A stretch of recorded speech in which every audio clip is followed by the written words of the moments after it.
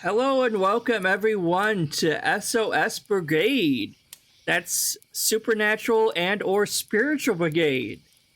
It's good me, um, Astral Orphan, and my co-host Bear is gonna be here. He is actually working on something behind the scenes as well, so he's not gonna be very talkative this episode, but he is still here. And we have a special guest today. Ursa is joining us. And he's a good friend of mine, and he's gonna be joining us to talk about some of his own paranormal experiences and things like that. So sit back, grab a cup of Excuse me. coffee, grab something to drink as we sit around the campfire, and he's gonna regale us with some ghost stories. How you doing, Ursa? I'm doing good. That's good. So, what do you have for us today? I hear you're quite experienced in the paranormal. Somewhat, I'm still pretty much learning, which is with everything in life. You never stop learning. But I have had my brushes with supernatural, my brushes with angels and demons, and too long didn't read Heaven and Hell, so Right. I mean they do definitely exist. I mean, you got your people to say, they don't, whatever. Atheist people don't believe, but that's all fine and dandy. But the other side, the afterlife, all that good stuff, that is definitely some Well, factual stuff, well, if you especially don't when you're believe, they can't encountering. hurt you, right? If I don't believe it, they They can't hurt definitely me. can. That's how it They works. definitely still can. They definitely still can. Yeah, they will find ways, but I mean, uh, back when I was younger.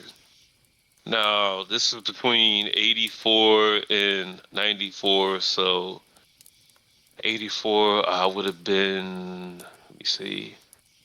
84 I would have been 3 years old. Would have been three. 94, I think I was 8 years 13. old Yeah, at 94. In 94, I think I was yeah. I around was 8. I was 13 in 94. So yeah, from 84 to 94. We lived in this house in North Philadelphia. There was I guess you could say semi haunted because we had a lot of weird, unexplained stuff going on there, like stuff disappearing out of nowhere, couldn't be found. Some things reappearing, like they were like towels, like articles of clothing that nobody brought into the house that would be there. That would So, appear so out of it's not nowhere. it's not just something I have that I know I owned disappeared, and then later on it reappeared somewhere else. This is like stuff no one ever bought in the house. No one brought in the house. The term they use is the ports. I believe that's how they say it, where something that that you never owned or never had will appear in your living space, appear out of nowhere. Maybe the ghost is just giving you And gifts, like this is our no, rent. This is our rent for being here with you. no, Cohabit. it's sadly, unfortunately, I wish it was, but sadly, it's not that simple. Ah, It's usually a way to try to mess with you mm, psychologically. right. And we had strange noises, like there was this one time when I was think about 8, 9. I heard like what sounded like a dragon roaring from the basement, and nobody else heard it. A But I dragon was warring. downstairs. A dragon. Yes. Mm-hmm. Like, how do you know what a dragon sounded like, though? That's a long story. That's Well, that's a very long story. Like the concept of dragons, not to stray away from what we're talking about, from the books and stuff, the fantasy realm right. is not the same concept as when it comes to dealing with spirits and the supernatural. So we talking about like fake creatures, right? Like No, we're fairies, talking about we're giants, talking about like unicorns, like actual, yeah, but or would dragons be in a different dragons realm? They're in the not sense. fake. No. This is around the same thing, but the dragons that are people see in fairy tales Well, are obviously, very G-rated. yeah, Very obviously they're gonna G-rated be to very edited compared to like maybe yeah, what they are. But yeah, very G-rated. so are they like So on a then different plane of reality, or why can't we see them? Why don't we ever like with the because fae and you would fairies have and to all these be. things? Like There's obviously we two can't things. really see them. You would have to be in tune to the spirit world, Hmm. or you would have to be either haunted or possessed or basically stalked by either some type of malevolent spirit or some type of spirit in general. Because one thing, the concept of when it comes to spirits and supernatural, the concept of good and evil does play a big part, but sometimes it doesn't. Because for some reason whatsoever, whatever the case may be, you do have spirits who are quote unquote nice, good, that end up coming into people's lives and lack of better words, haunting people, or they're there to teach somebody a lesson, or they're there to carry out some sort of type of mission concerning you, or concerning whatever individual that they're either following or haunting, or whatever the case may be. Hmm. I Whatever see. interactions you're having with them. Well, nothing in But it life was is like, really black and white, like 100% evil, it's not. 100% good. It's all like shades of gray too. Yeah, it is that. But there was also a whole lot of strange, unexplained noises. Lights acting funny, flickering and whatnot. We had a dog that had to stay in the backyard the whole entire time we had him till we sent him to the SPCA because he would come in the house and just go crazy. Well, I mean, It dogs was a do that. whole They get the zoomies, whatever it is. But no. It was something about the house that was making them act extremely crazy, I like see. extremely. One Because second, after we super got rid quick. of, I just want to put it out. I'm not an atheist. I'm not a disbeliever. I am playing devil's advocate for this episode because I know there are skeptics out there. I'm not a skeptic. I do believe in spirits. I don't like. I do believe in spirits, but that doesn't mean I believe every single ghost video or ghost story I'm told or seen. So it's like I'm just trying to play devil's advocate a little bit here. Trying to find if like I'm not questioning your experiences at all either. That's not what I'm doing. I'm just trying to like offer different viewpoints of what it possibly could have been. If that makes sense. So well, it wasn't as bad as some reported hauntings or people being possessed or they had something stalking them. It wasn't super bad, but it was noticeable. right. It was very noticeable So it because wasn't like like I've Conjuring how the Conjuring level bad or no Amityville level bad or anything nowhere like that. near, Okay. nowhere near, nowhere near. Alrighty. But even with those, that's because somebody will. The Conjuring, I haven't really looked into everything that took place with that because that's still, it's still that's iffy Well, you see a when it lot of comes these to movies that are anything that got to do with that. But you. the Amityville thing, that was a result of somebody summoning stuff, like provoking spirits. Where the Ah, Conjuring, it's like it's hard to tell whether it was real or not. right. But Amityville was somebody provoking spirits. That's why a lot of stuff happened with that. Yeah, because I know it's Like, like well, I was always under the impression that was a hoax. I just always written that off as a hoax yeah, myself. when you provoke the spirit world, like you're gonna get an answer. It's not gonna be the answer you like, but you're gonna get an answer. So who is But provoking? what in Amityville? Yeah, the Lutzes. To George Lutz, the father, he was known. Everybody knows. Well, they knows the stories. Then his stepkids, the ones that are still alive, they will tell you. They have also said in interviews that he was big on the supernatural. He would sit there and meditate and chant the names of demons and stuff, and he had a lot of negative spirits, things following him, haunting him. Because demon possession doesn't necessarily have to be like in the form of like what you saw in The Exorcist or these other movies where somebody's possessed. It could be spirits following you So my fucking head with your isn't gonna personality. rotate. My head isn't gonna rotate 360 degrees, It could be or spirits levitate over the bed or following. anything. It could be no. There was a levitation that went on with that, but it's basically spirits following you, fucking with your personality, fucking with your mental state. A lot of bad nightmares. So A lot of possessions seeing things. isn't always just taking over a person then? But yeah, it's not all there. The extreme. What's the word I'm looking for? The extreme cases of possession where you have people speaking crazy languages and making noises or Mhm.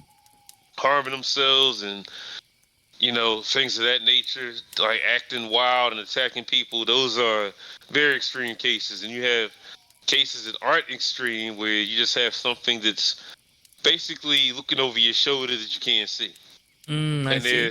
they're fucking with your personality. They're you're always moody, or you're seeing things that aren't there, or you're hearing things that aren't there, or hearing voices and whatnot, and it's just or people around you.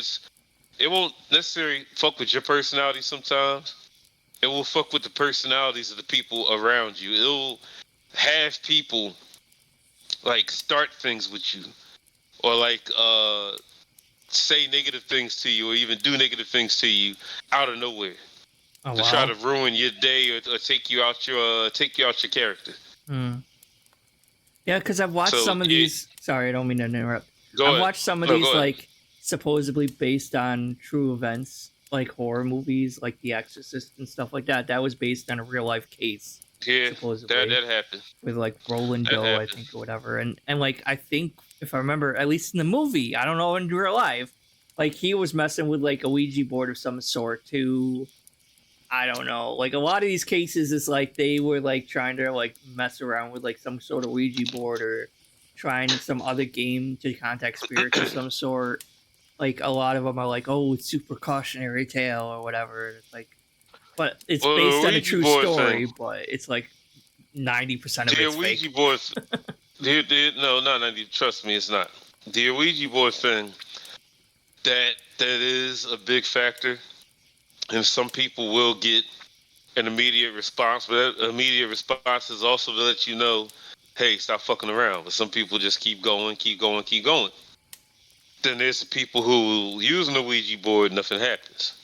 So they think Like me. something definitely, something definitely happens, but you're not going to see it.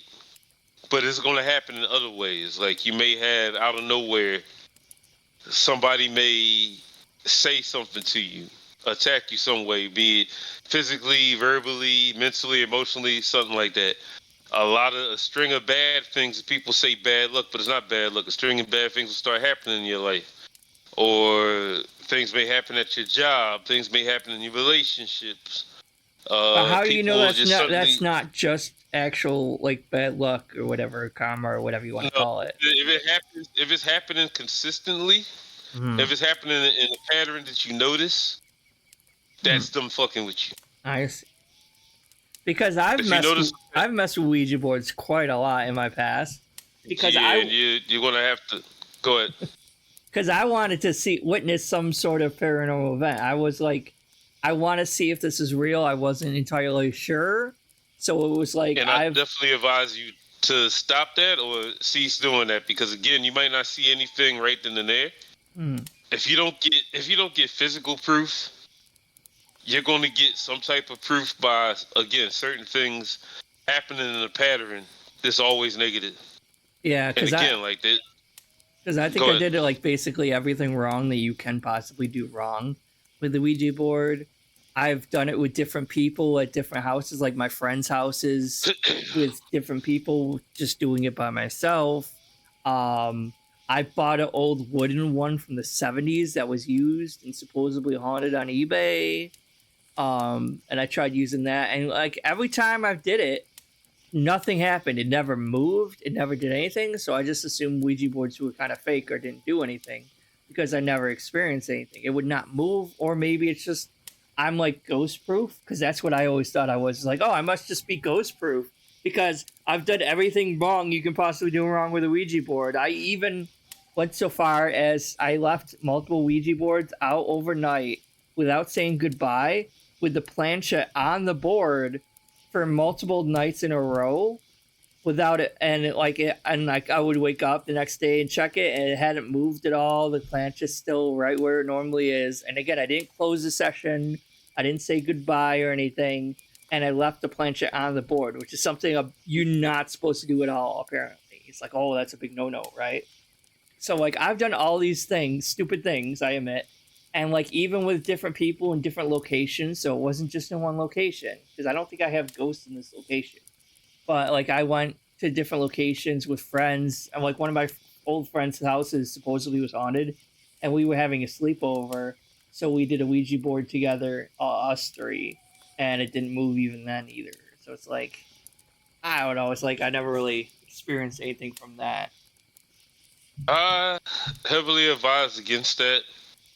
Like we had a talk off camera about Well, I gave up. Like I gave uh up with Ouija boards. Like I have one hanging on my wall because it's pretty and it's a decorative item kind of thing. But like, I wouldn't even risk keeping that there because like I tried to say, there's many ways that come at you, many ways. well, And it doesn't necessarily have to be, haunting. It could be they could fuck with people you care about. They could suddenly come out of nowhere, and one day they're this way to you, and the next day they're a whole another way. They could fuck with your job. They could fuck with your relationship. You know, there's many ways they could attack you. Many ways. so you're saying we shouldn't even have that like on a wall or hanging up in I the would decoration, even though I you would advise haven't. against that. What if you haven't even used that one particular one? I would still advise against that Really? So because just that's keeping still one in your house is a negative, even though you're not actually using it. That's still a gateway. Mm. There's a Well, lot of different gateways, like well, like literature. I've also heard like mirrors are But great ways. Like mirrors are portals to no, different realms and stuff. So what are you no, gonna do? they Just was that's smash all the only mirrors that too? only becomes a that only becomes a. See, you gotta take it a little bit more seriously too. Mm. Those only become a gateway if you're using other things to open that gateway. Satanic books, Ouija boards, all that good stuff. Lighting That a brings the candle in front of a gateways. mirror. That I've never heard anything about that, Okay. but I've also you heard know, people will like put two mirrors facing each other kind of thing to create like this gateway that way or something. again, you would have to have something that would make it into a gateway. You I would have to see. have either books that to talk about those sorts of things that you shouldn't have. You would have to have Ouija boards or other cursed things that you shouldn't have, like demonic statues or upside down crosses or things of that nature that I would don't have any of that provoke. stuff. Well, you'd have the Ouija board, so that's bad enough. But Even if you're not using it. still bad All right. because again, like I mean, I you got to used it in remember, the past, these yeah, but I don't really. I gave up trying it's to still contact bad. anything. But yeah. It's still bad because you got to remember these beings. When it comes to supernatural beings, when it comes to angels and demons, they don't think like us. They don't act like us. They don't approach situations like us. What Like when about it comes like to human demons, spirits? Or are you saying there's no when it such comes thing? when it comes to no, because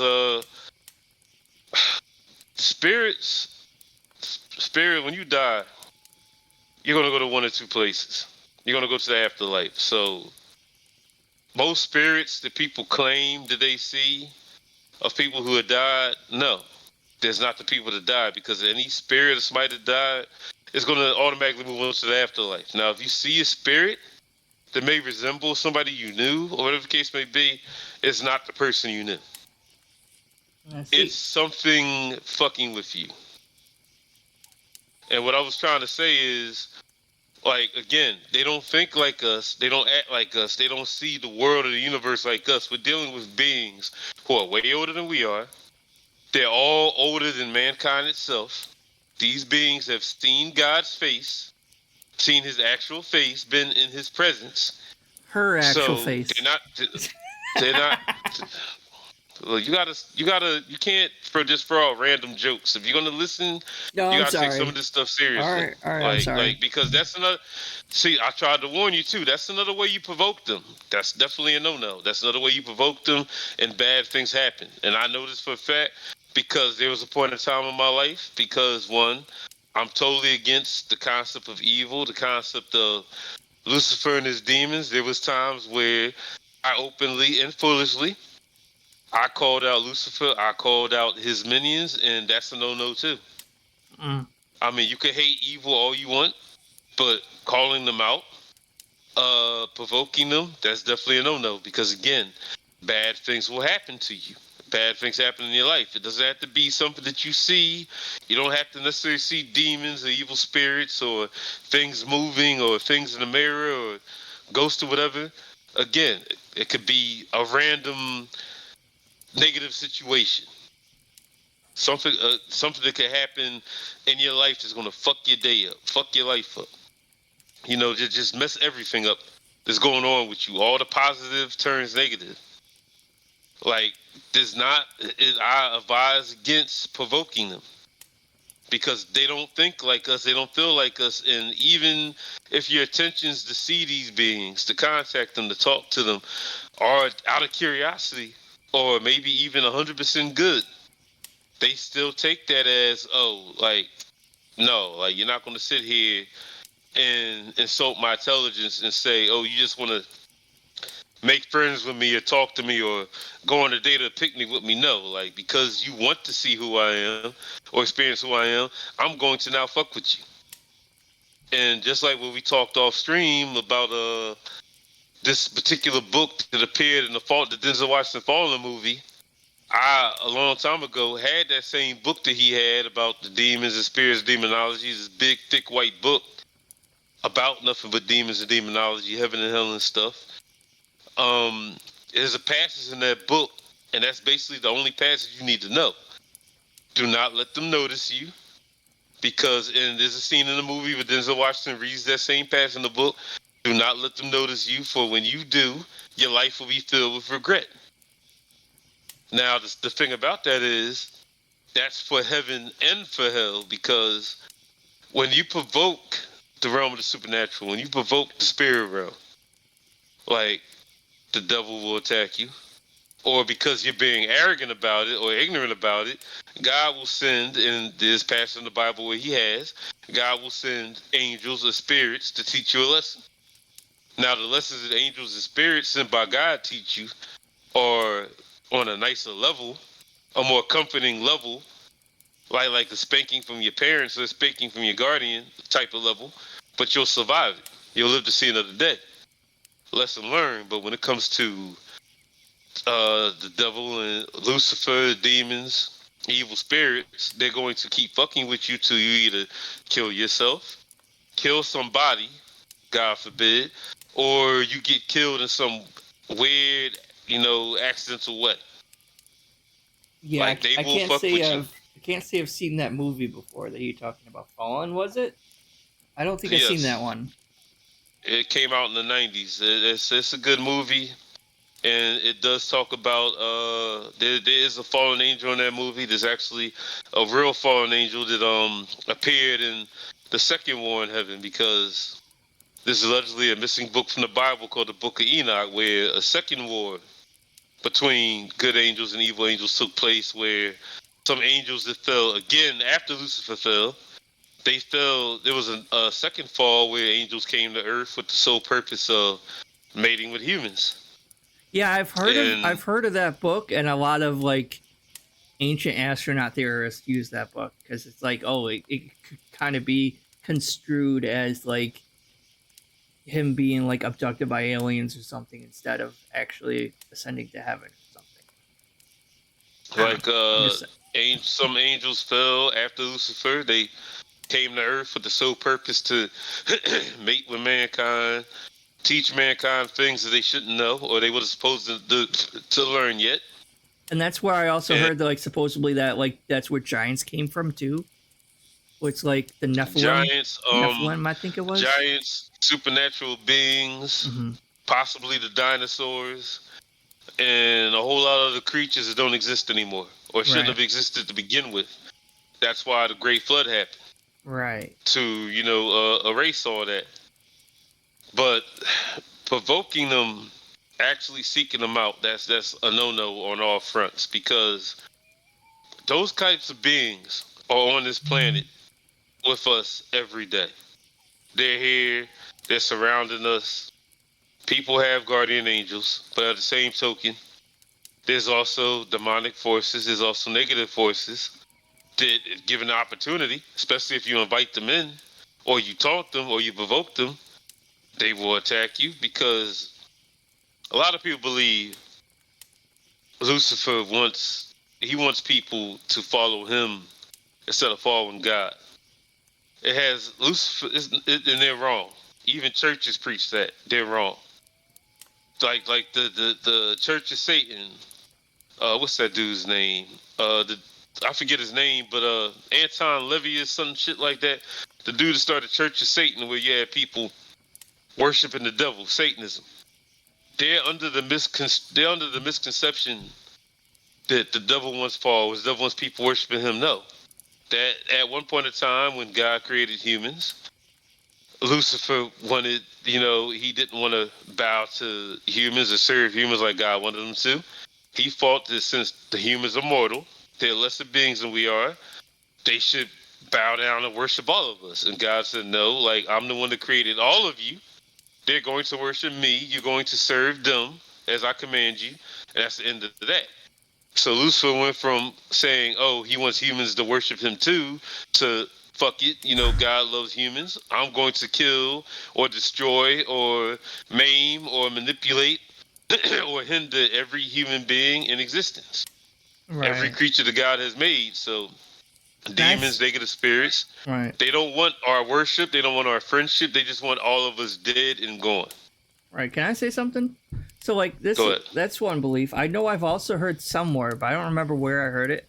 Where it was like, I mean, obviously we are all in agreement. Lucifer is a fallen angel, and like he either like I've heard different things. Like growing up as Catholic, I always heard the thing where it was like he tried to overthrow God or something like that, or he disagreed with He him on attempted, something. yes.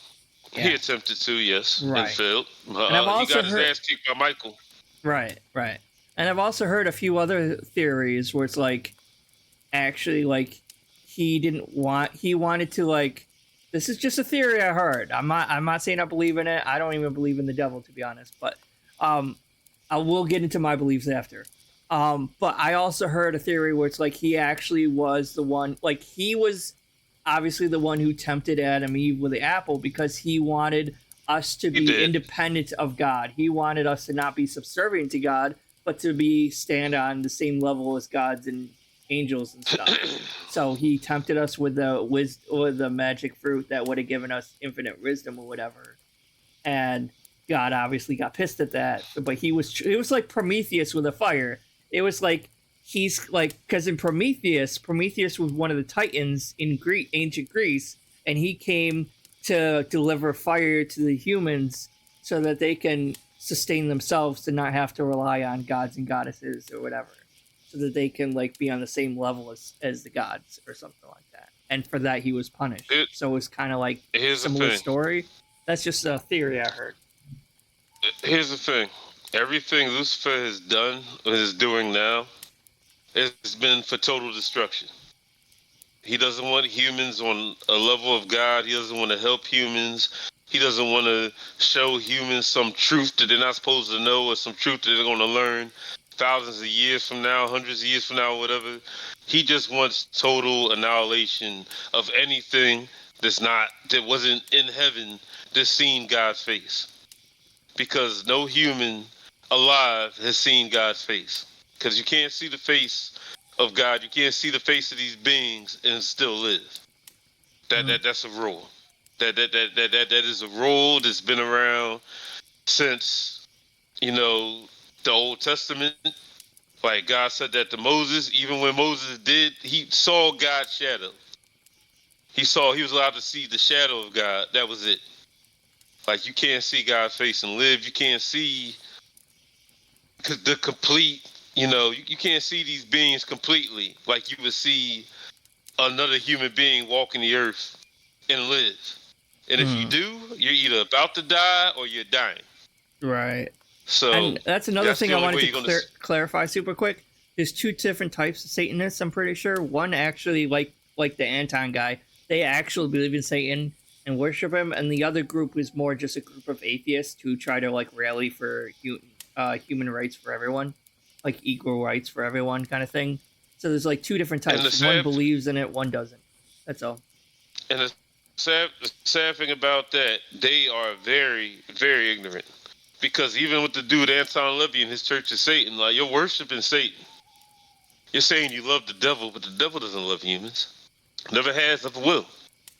He wants total chaos and destruction. That's why when I say, when people like George Lutz provoke these spirits, provoke these names of these demons, just like you could provoke a name of an angel, you could provoke, just like people pray to God for, you know, whatever they need.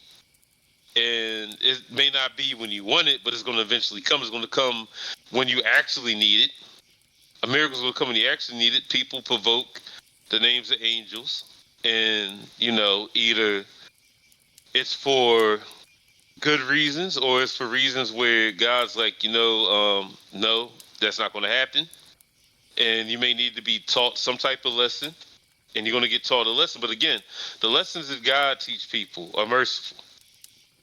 The Well, lessons, the interactions with Lucifer and those in hell with him, all the fallen angels that became demons, it's going to be things done to utterly destroy you and hurt you and harm you, embarrass you and break you. mhm. And the thing with the Conjuring shit, like all those stories about the Warrens and the haunted houses they've been in or they cleansed and the demons and stuff they face. This is 50-50 whether it was true or not, because there's a lot of Yeah, I heard they over there's a exaggerated whole their lot of like. doubt Yeah, I've heard they over exaggerated a lot when of it their cases and everything. when it comes to the Warrens. There's a lot of doubt, but when it comes to the interview horror situation, the house itself wasn't haunted, but George Lutz was provoking negative spirits. He's provoking demons, and they gave him answers that he did not want. Yeah, because I heard that And like him and his after they left or moved or ran away, no one else in that house ever experienced anything haunted or paranormal after that.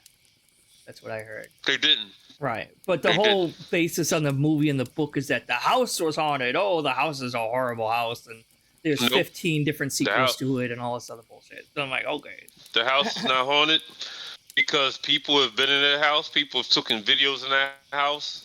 And all the rooms that they said were fucked up and shit happening, people went in those same rooms and filmed themselves. See, nothing's here, Mm-hmm. feels normal. That's because everything bad and negative was following George Lutz, because he provoked the names of demons. He provoked Lucifer, and he got the response. He got the response he wanted, but it wasn't the response that he liked.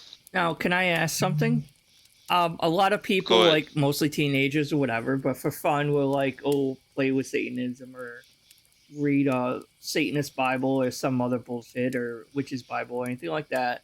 And like if what you're saying is true, wouldn't like a lot more people be like tormented by spirits or demons or something, or They is it all just masquerading as bad luck? No, they are. Father Malachi Martin. He used to appear on God rest his soul. He used to appear on Art Bell's radio show about the paranormal Oh, supernatural. Coast to God Coast rest Art AM. Bell's soul Yeah, too. Coast to Coast is Yeah, great. that Midnight in the Desert, Mm-hmm. the Dark Matter, all those Art Bell shows. God rest both their souls. Yeah. And Malachi Martin said that he was able. I to a degree I could do it too. One of the few gifts that Malachi Martin. Well, he had many gifts. I had few. But I share one gift that Malachi Martin had. One. I wish I shared all of them, but only shared one. And he could look at certain people and tell who was perfectly possessed.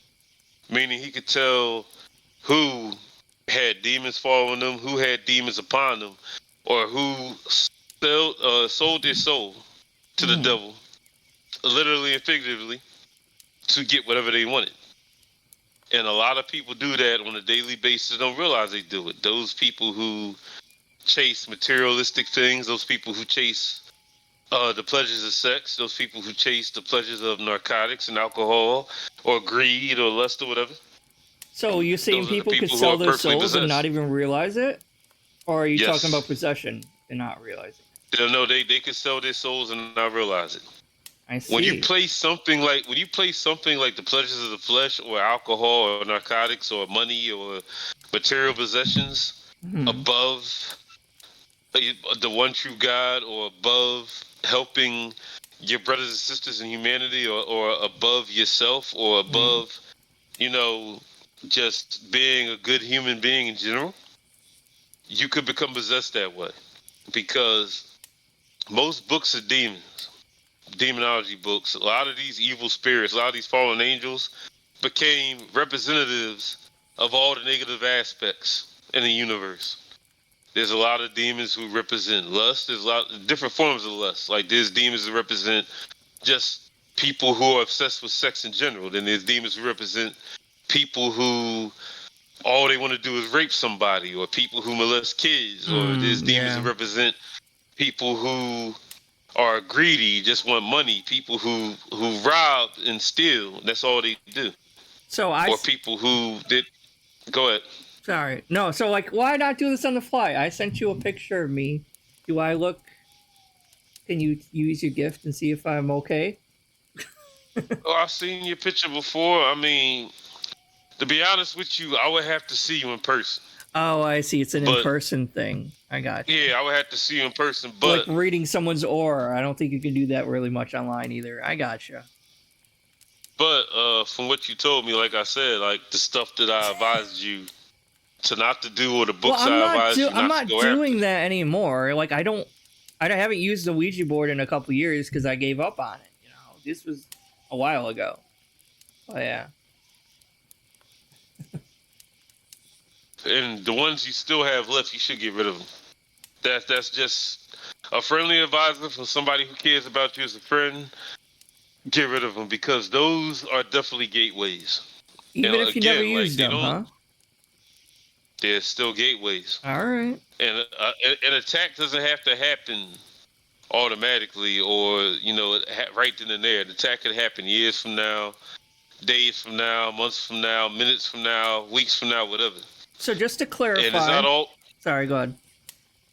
No, what you gonna say? Sorry, I thought you were done. I'm sorry. Go ahead. What you gonna say? Well, so I was also under the impression. So like, I'm gonna get into what my personal beliefs at the end, after like we're done talking about this. But like, I use tarot cards, and I know other people will use like a pendulum for divination. So do you That's think another gateway. Yes. divination? So it's a gateway then, and that's for inviting negative entities into your life then by doing that. Tarot cards, yes, because I used to have a deck myself, and I got rid of it after a while, because I used it because I was trying to enhance my hypersensitivity and my empathic abilities, but at the same time too, if that is a gateway, it is. 'Cause Yeah. that's why I got rid of the deck that I had. Like you can get some negative spirits attached to it, and again, like they won't necessarily fuck with you like right then and there when you do something, or you use a Ouija board or tarot cards, or whatever you do to make them notice you. Again, like the book that I used to own years ago when I was a teenager, the book that appeared in the Fallen movie. That's one of the main, most important lines of that book. Do not let them notice you. When they notice you, they're not gonna automatically say, "Oh, I'm a fuck with this human and destroy them." They're gonna bide their time, because you're dealing with beings who are immortal. For lack of better words, they are immortal. Angels are immortal. Demons are immortal. God is forever. Lucifer is right now. If he didn't betray God, he would have been immortal. But right now, he's on the timer. Yeah, Him because and his I heard followers, that his like demons. because they rebelled against God, their like life force is dying. Is what I heard. Like, and that's why Yes, they need yes, our it is. energy. So like, when No, they're like, or they whatever, don't need our energy. They or our just want to fear. see us dead too. Oh, They're okay. going to eventually die, and they want to see us all dead too. Mm. Before they die, they want to see all humans dead. Because I was under the impression that like that's why demons and ghosts and stuff try to scare people because they feed off of that fear. They feed off of the fear and negative energy of us. So like they'll try No, pushing us to try to feed off of that to they want to sustain see us dead. themselves. They want to see us. They want to see us die before they die. I see. Yeah, they want to see us dead before they die. That's the whole plan. Nothing but total destruction. Hmm. Like there's a lot of people who say, "Oh, well, yeah." Again, people who actively worship the devil, like, "Oh, yeah, I love Satan, I love Lucifer." You know, like, who needs God? Blah blah blah. Yakety smackety. What they fail to realize, what Anton Levy and people like him fail to realize, Lucifer don't want you as a friend. You are a human. He hates all humans. He will pretend to be a friend to you. He will pretend to care about you. He'll pretend to love you. If it means fucking with your head, like the only other term I could put this as is somebody being with a mate that's a pathological liar, a mate that constantly cheats on you, constantly belittles you, constantly hurts you, So like a constantly berates you. narcissist, basically, like Yes, being in a because relationship with a narcissist. pride, pride and arrogance are two of the devil's favorite sins. Right. I mean, he likes all sins, but like it's like the movie Devil's Advocate. Arrogance is one of his favorite sins. So he loves arrogant human beings. He loves arrogant people who think they're top shit because it just makes it easier for him to fuck with them. Mhm. Like it's total destruction. That's all he wants. He wants to see the human race destroyed completely before him and his followers are destroyed completely. And he feels that if all humans are damned to be destroyed, their souls are damned to hell, to be destroyed or eternally tortured, he's won. Because then he could say, well, yeah, I'm on a sinking ship, but the ship that the humans were on is sank before my ship sank, so therefore I win. So a lot of people, even a lot of religious people, a lot of pastors, priests, whatever, believe, oh, it's a war for our souls. No, it's not. Lucifer doesn't want no human soul to side with him or to agree with him or to love him. He wants everybody to die and be utterly and totally destroyed because he is on the clock. But He he is on a can't ticking destroy time bomb. souls though, can he? Because souls are like immortal, like our soul, human He souls. only God can destroy the soul. Only God can destroy anything and everything. Right. But if Lucifer could trick humans into going against God, going against what they're supposed to be doing, Mm. and God says, "Oh well, you did this, you did that. Now you got to be damned to hell for eternity." And see, here's the thing: you're not really damned to hell for eternity because you go to hell. Even the souls that go to hell, they go to hell for a short time period. It's going to seem like a short time period in the eyes of God. But eventually, even the souls in hell will be utterly, totally wiped from existence. The devil and his demons will be utterly and totally wiped from existence. Like, you won't exist. Period. You're gone. Nothing. Like, and that's what happens. You'll be punished. It'll be like a very, very harsh, for lack of better words, a very harsh spanking, a very harsh beating from a loving parent. But after a while, like, poof, you're gone. Like you never existed. And here's the thing: reincarnation may be a natural thing because this is not the first go round for this planet. And a lot of people who are spiritual or psychic or in touch with this stuff could feel that it's not the first go round. It's not going to be the last go round. Yeah, I definitely Like agree with you at that. Yeah. every time one Earth is destroyed and Lucifer is defeated all over again, and and God does all over again from the beginning. And this is where you have a lot of people, even I 10%, no, I 5% believe this might be a possibility that the devil, Lucifer, whoever name you want to call him, is for lack of better words, playing a part. Like he is the eternal tester of of human souls, the eternal tester of the human consciousness. Like, okay, you're an angel, and he was one of the first angels, one of the most loved angels by God. An angel that a lot of people say, a lot of holy people say that God still cares about. That God is very upset that Lucifer betrayed him because he loved him so much. And that also goes into some people believe that Lucifer is not male. Lucifer was actually, for lack of better words, God's ex-wife. You know, but that's a story for another day. But anyway, the point I'm trying to get to is that I 5% believe that Lucifer is only acting as some evil, malevolent being that wants to see humans destroyed because it's all a test. Right. And Free it's like, will.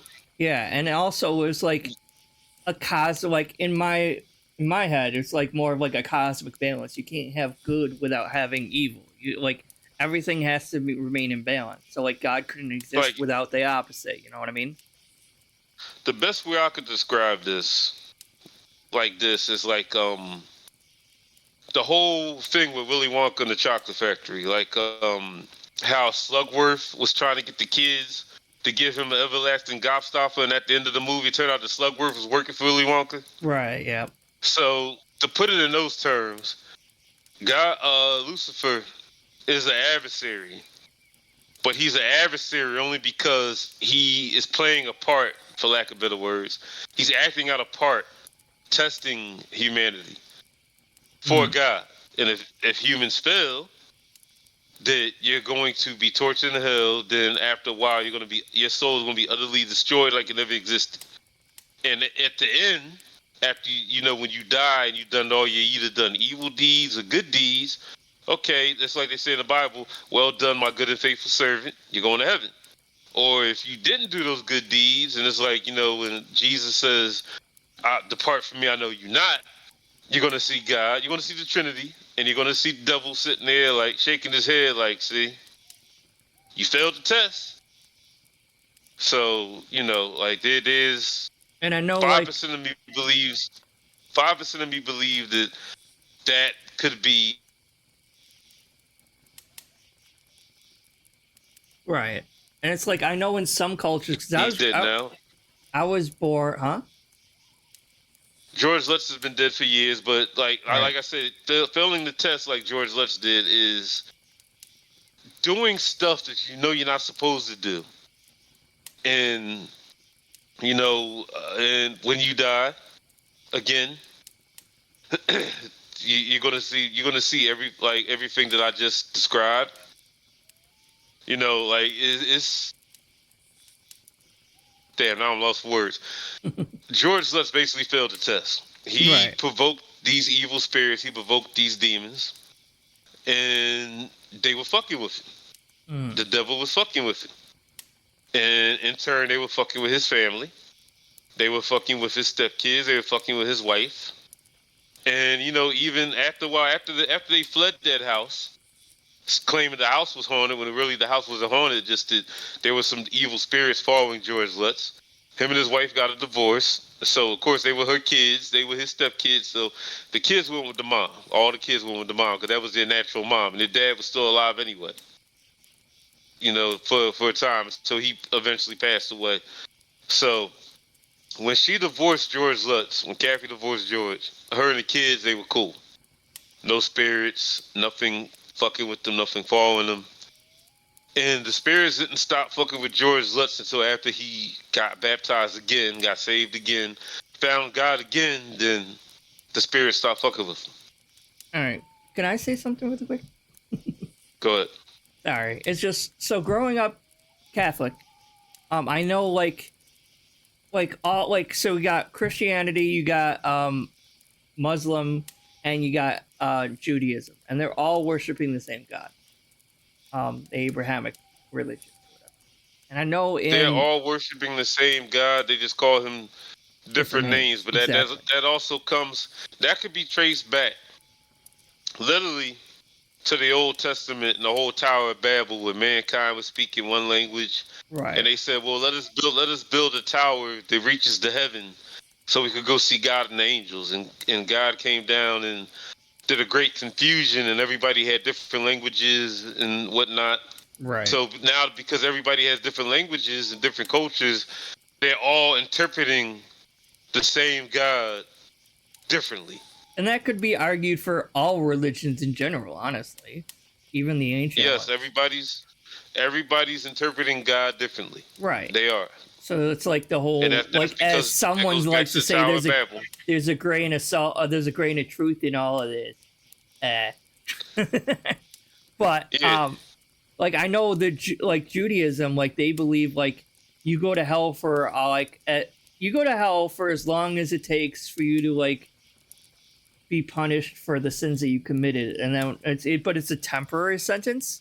So it's like you go to hell like if you were not that bad, but you did do some sins, you'll go to hell for a that's the little while. purgatory concept. That's the Right, purgatory right. And concept. It's then not after actually a hell, it's while, purgatory. and then after you paid off your sins, you'll go to heaven or go on to the normal afterlife or whatever, and not be in hell anymore. I know they believe The in book of that. the book of Revelations explains that too, how when that time comes, some people will instantly be taken to heaven, some people will instantly be taken to hell, and some people will have to remain on earth Or and the rapture, right? Like the rapture kind of thing. endure all this bad shit happening to prove themselves. And they're either going to fail completely and go to hell, or they're going to pass the test and go to heaven. So what if we're already post rapture then? What if like all the people who are already ascended, all the people that were going to heaven already ascended, and all the people that are going to hell already ascended, and we're just what's left? With the world being as fucked up as it is, that is a possibility. It Because a lot makes of people do sense. say, I mean, with how a lot of fucked up everything is, it makes sense. yeah, a lot of people say that we are living in the Book of Revelations right now. That's Yeah, going on I've right now. heard that too. I've also heard this passage in the Bible, I think it is, but I'm not sure what passage it is. Something along the lines that like everyone who has died, like their souls are still connected to their bodies until the end times. And then once the end times actually happens, then all the souls will either go to heaven or go to hell. But until that point happens, there's no human souls in heaven or hell. They're all just like attached to the bodies until the end times comes. That's like I don't know how accurate that That is. could be that that could be a possibility too, which is another reason why they say, and I hope to God that you don't go do this or you haven't done this. That's why they say when it comes to stuff like Ouija boards, never do it in a graveyard. Yeah. Never do it in a graveyard because you're definitely gonna have something fall you then. No, I don't. I've never done it in a graveyard. Yeah, that's a big no-no. Mm. Like you do that in the graveyard, you're asked. It's like you're begging for something to fuck with you. Right. Like you're begging for something to fall you. What if you just watch and you're not actually participating in it? It doesn't matter. I see. Yeah, It's like the like mummy's how curse, and Benny's like, "It's a curse," and runs away. just like how George Lutz was provoking these demons, and as long as he was married to his wife and her kids, the demons were fucking with them too. Right. Because they were around him. Like which that brings me back to thinking about my situation and the little things I experienced living in that house that's been abandoned for like nearly 30 years since we moved out. Nobody has ever moved in since we moved out. It's been abandoned. No one's since ever we left moved back in, or people moved in but they left soon after. People never moved in. It's been abandoned since 1994. Oh wow. So it's going on 30 years. Like people have brought it and wanted to fix it up. But in the midst of them fixing it up, they changed their mind, sold it back to the bank or whoever, the mortgage company, whoever. They attempted to fix it up, changed their mind all of a sudden, sold it back to the mortgage company. So it's been sitting there. They haven't torn it down. It's been sitting there abandoned for nearly 30 years. Let's go urban exploring, you and me, and we'll go check it out. I lived there for 10 years, so no, I'm good. Besides, it's been exposed to the weather, to natural elements. Right, it's probably all. I'm Stepping surprised foot they in, haven't torn it down then. yeah, stepping foot in that place, so you might instantly fall through the floor, Right. and that'd be a bad idea. Yeah. Those urban So explorers yeah, are really taking a risk. I've seen well, those I mean, videos. It's pretty entertaining, but coincident, still, a lot of these places are far coincidentally, out. coincidentally, only about 2-3 blocks away, there's two abandoned schools. I mean, huge schools where that house is. Two schools I actually went to. One was elementary school back in the day. That's been abandoned for 20 something years, and the other one was a middle school, a very huge middle school that's been abandoned for damn near 20 years, and they're still standing. So if you want to do urban exploring, those two places would be a better shot if you get inside of them. But even then, considering the area they're in and how far away they are from that house I used to live in, there's definitely might be something attached to both those places. So going in there, again, you're basically provoking something to fuck with you. Mm. They sure don't like tearing down buildings over there, do they? Uh, they've torn down a lot of abandoned places, but we still have several abandoned places, factories, warehouses, row homes, schools, office buildings that have been standing for over 10 years. Oh wow. And people either break into them, do drugs in them, or other crazy shit, Mm-hmm. or, whatever the case may be. Then a lot of these places still have asbestos inside of them because, back in the day they were using Right, because asbestos they and all yeah. that shit. Mm-hmm. Yeah, so stepping in will be a death sentence anyway. Right. So, I mean, it's unfortunately that's how Philadelphia has been. Treat places like that. But, I mean, thinking back, like, it could have been the house we were in. Like I said, it's not as bad as your theatrical movie haunting, but it was still noticeable. And after we left that place, nothing really happened after that. After we moved out of that house, any other house we lived in, perfectly fine. No weird noises, no things disappearing, no things reappearing, nothing like So that. if there was something there, it was probably attached to the actual ground or the building Yeah, I itself. mean, you can have buildings with spirits attached to them. That is a possibility. And they have like these different ley lines where it's like spiritual Yeah, crossroads, and like more things are more active on those ley lines. but a lot of times when something's attached to somebody, they're attached to that person, Right. not the place. They're attached to that person. So yeah, that's another thing. That's definitely another thing. It's definitely good to be careful. Like, I'm no saint. I do believe in God. I do believe in the afterlife. I do believe in heaven and hell. But I'm no saint. I had an Ouija board that I got from Toys R Us of all places for like a day, and I took it back and got a refund because nothing happened. Like, Mm-hmm. did I notice? There's something called a Wiccan Bible. I've read through that. I had tarot cards. I got rid of those. I had that book years ago, the same book that they used in the movie Fallen, demonology book. I had that for like a week, and a psychic told me one of the only out of all the psychics I've met, only 3 of them have been legit. And the first psychic I met, she told me about the book that I had under my mattress, and I instantly got rid of it So she because, knew like, about it, and you didn't tell anyone else about that? Or no, like no one else knew about that you had that book? nobody else knew about it. This is my first time meeting the lady, and she was like, "Yeah, before we talk, that book that you have, get rid of it." I'm like, "Okay, yeah, she's legit." Right. Like, Well, so yeah, like, I'm no saint, so I've been around my share of supernatural stuff. I've done a little provoking here and there, and I've had things happen. Like, everybody sees shadow people. Like, that's a natural phenomenon. Everybody sees that for some reason. I've seen things happen in mirrors that shouldn't have happened. I've seen spirits running at night through parks, through forests, through fields. I've heard voices where there shouldn't have been voices. I've heard animals where there shouldn't have been animals. I've had dreams, very vivid dreams of like demons and spirits killing people, attacking people. One time, one time I woke up to a very, very powerful presence. Some type of being, I don't know whether it's good or evil, was near me. And I woke up and I felt that presence still lingering in the air. That was very frightening. I don't know if it was good or evil, just a real powerful presence. Something I knew that couldn't have been human and very much more powerful than me. Have you ever had sleep Um, paralysis before? yes, I've had that.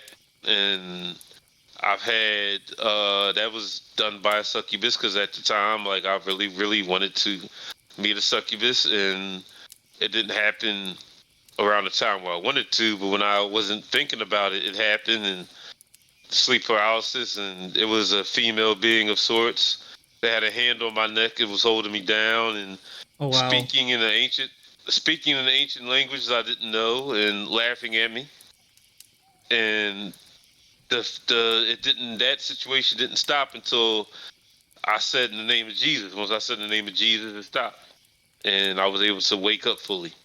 Oh, wow. Have you ever heard of the Hat Man? Uh, This is becoming more and more yeah, but di- popular different sighting. iterations of it. Yeah. The last time I heard about the Hat Man, it was contribute to the shadow people. A lot of people when they say they see the shadow people, sometimes they see them as like men, like shadowy men wearing like a Dick Tracy type Right. outfit. Yeah. And there was this guy, this Native American, there was an Art Bell show years ago that said that when people see shadow people, they look like they're wearing like a Dick Tracy style fedora and maybe like a trench coat or whatever.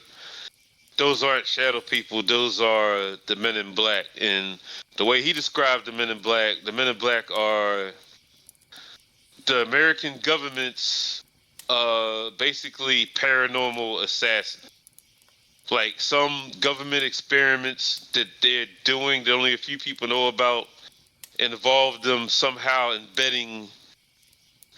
creating some supernatural shadowy assassins or shadowy beings that are monitoring people without their knowledge.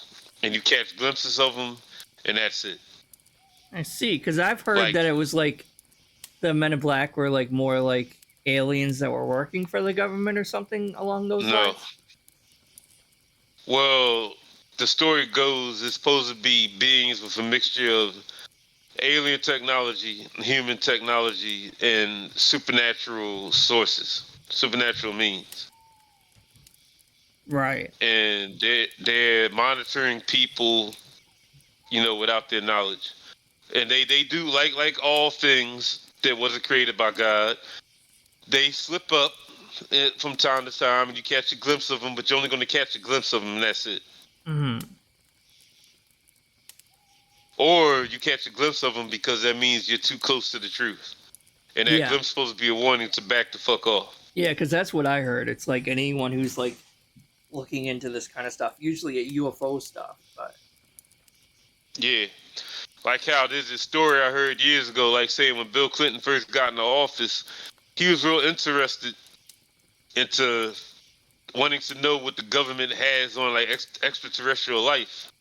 He was probing into that in the White House, and he was told by people who was working in the White House before he became president to stop asking questions about aliens, stop asking about extraterrestrial beings, stop asking about UFOs and spacemen. Just stop. and you Like would he was think told in the like very the front. president of all people should be privy to that kind of information. But even then, Well, that's not see, the case. because the president changes every 48 years. Right. And basically Congress is the one that technically runs the country. The president's just a figurehead. Right. When Congress tells you, "Hey, stop looking into this, back the fuck off," back the fuck off. Right. Right. There's still things that the president isn't allowed to know. Mm-hmm. That alone is scary. It is. But then again, not to change the topic. That's why there's a lot of world leaders that America calls dictators that say the president is a joke because the president changes every 48 years, where quote unquote dictators are in power until they die. And then you had some ex-presidents who wanted to be dictators. But that's Yeah, a whole other that too. topic.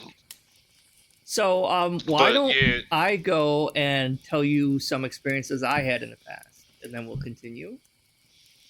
okay. Because like I had things happen, but it wasn't 100%. Oh, yep, that's definitely paranormal that happened. I mean, I had like you said, we all see shadow figures, and it's always out of the corner of my eye, like, and like, but I don't see a hat man. It's just like a shadowy figure. Usually, it's like a silhouette of a head that's peeking around the corner. I see that all the time, right? I do that. I see it too. And I've it's seen always out that of the plenty corner of of my times. eye, and I'm like, I want to catch it. Like maybe if I set up some security cameras, maybe I'll see something. I don't know, but they're so fast. Like it's like you Well, can feel something watching you. You know? you can find this on eBay and Amazon. You got to get the old digital cameras when digital cameras first became a thing. The old digital cameras from back in the day used to use infrared technology, and they say if you take a picture with those cameras and you really get the film developed and study them and shit and like run them through a computer, you're able to catch paranormal shit that shouldn't be there because they used to use like an infrared type of filter, and the Really? digital cameras that they don't use that. Yeah, Yeah, because like I so it know all like a has. lot of people just try to do it with their phones now or whatever, and you can't really capture anything. Or if you get some type of I don't know, like you get some type of, you got to be like a camera or device that's like that you could catch the shit with infrared settings. Right. I know there's some special kind of equipment ghost hunters use or whatever, but And not the, not the shift the topic, but just like that Placeable song. Placeable is a group that's been around for a long time. They have a song called Infrared, and some of the lyrics in the song during the hook or the chorus say, "I'm coming up on you on infrared, I will find you." And a lot of people that dig way too deeply into this, they think that they're referring to capturing spirits or weird phenomena on infrared settings on camera devices or any type of device that catches imagery. mm. So yeah, I The mean, song itself is very haunting, but I've never heard of it. yeah, it's by a group called Placeable. I'll have to take a look. So like there was that. There were some like things that randomly will go missing, but I've never had anything appear that I didn't own. Like you know what I mean? Like something will go missing, and then a Yeah. couple days later it'll like appear again, or something like that. Like there was this one time. So like when we're doing the laundry, we'll stack the clean clothes on this like basket, and it was a little overflowing a little bit. It was a little like we're kind of lazy when it comes to folding our clothes. So like it was in the morning, well, morning, quote unquote. But like like my boyfriend came down first, and he's like, and I came down afterwards, and he's like, well, why did you? Because we had just done the laundry for that the night before, and he was like, well, why'd you throw my clothes on the floor? I'm like, I didn't throw your clothes on the floor, and sure enough, there's like 4 or 5 different articles of clothing that were on the floor from the basket, and like, sure, it was like over the rim of the basket a little bit, but like I mean it could have just fallen off from gravity, but like when I try to put the clothes in, I try to like push them down a little bit to make sure they don't fall over. So I'm like, it's possible something knocked them over, or it's also totally feasible that they fell over. You know, I mean, just small things like that. I've never like heard knocking or anything, but there's 2 things I can't. Well, one thing I can't really explain. So before I get into What is that, that? well, before I get into that one, I did have sleep paralysis once, but again, this can be easily attributed to sleep paralysis, so there is an explanation. I was taking a nap in my recliner, and my recliner is kind of set up like in the middle of the living room, facing the TV. So I was reclined and I was taking a nap, and I think I was like woken up or like not fully awake, but sort of awake. The AC was going and it was kind of loud, but I thought I Not to heard. cut you off, hold that thought real quick. Mhm. Just give me a second. I gotta run and do something real quick. Okay.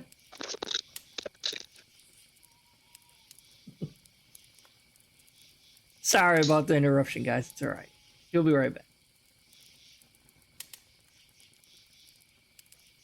You guys want some s'mores, some marshmallows for this nice campfire we got going here?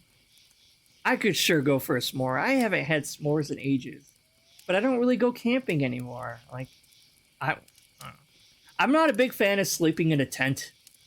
You know, it's like I want to be comfortable in my nice king size bed with a firm mattress. I don't want to be laying in a um, sleeping bag in a tent. I mean, it's nice to get back to nature and everything, but then again, I guess you could always just make s'mores at home. You don't have to have a campfire for that.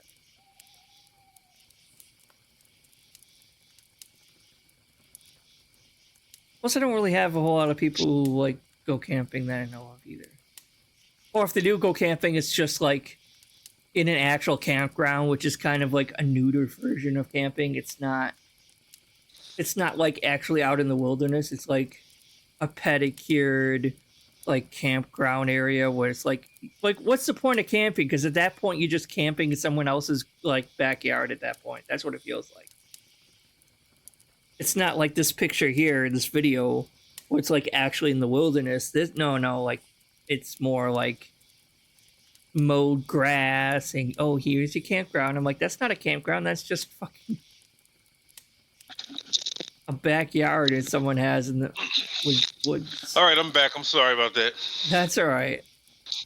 I had to re-up on my drink and run to the restroom. But in doing so, I also remember something else I wanted to tell you, but we'll get to that after you're done because it pertains to the locales like Phil, Vanilla, LTG, and stuff. But it has to do with what we're talking about. Okay. So like I was saying, I was reclining and I was taking a nap, and I could have sworn I heard some like footsteps or shuffling coming up behind me, and I felt a presence like to the right behind me, behind my recliner, but I couldn't move. I couldn't move my neck. Like I was trying to move my neck, and it was like I could not move my freaking neck. And this is like I've never had sleep paralysis before or since. This was the only time in my life I ever experienced sleep paralysis. And at the time, you don't know what sleep paralysis, so I was freaking out. And like I couldn't see anything. I couldn't turn my head. And eventually the presence went away and I started drifting off again. But as soon as I started drifting off again, it happened again. So it happened like 2 or 3 different times where I'd hear shuffling and then I would feel like a strong presence behind me. And again, I can't move. I couldn't get up. I couldn't turn my neck. And like as soon as it was gone, I kept like falling back asleep. I couldn't like get up. So that happened a few times, and until I finally was able to like force myself to wake up. But that was a little creepy, and I was all by myself at the time. My boyfriend was actually working at work, so I was all by myself. I know the doors were all locked and everything, and the AC was making a loud noise, so it was kind of hard to focus on any like other noises in the apartment because our air conditioner was kind of loud. But again, I have like an explanation for that. It was like it is sleep paralysis because I was sleeping or taking a nap.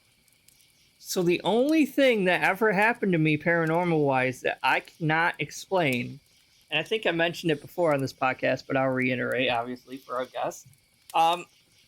Me and my boyfriend, and this happened like the spring of this year. Hold on one second. Sorry about that. All right, so me and my boyfriend, we were installing an air conditioner into our bedroom.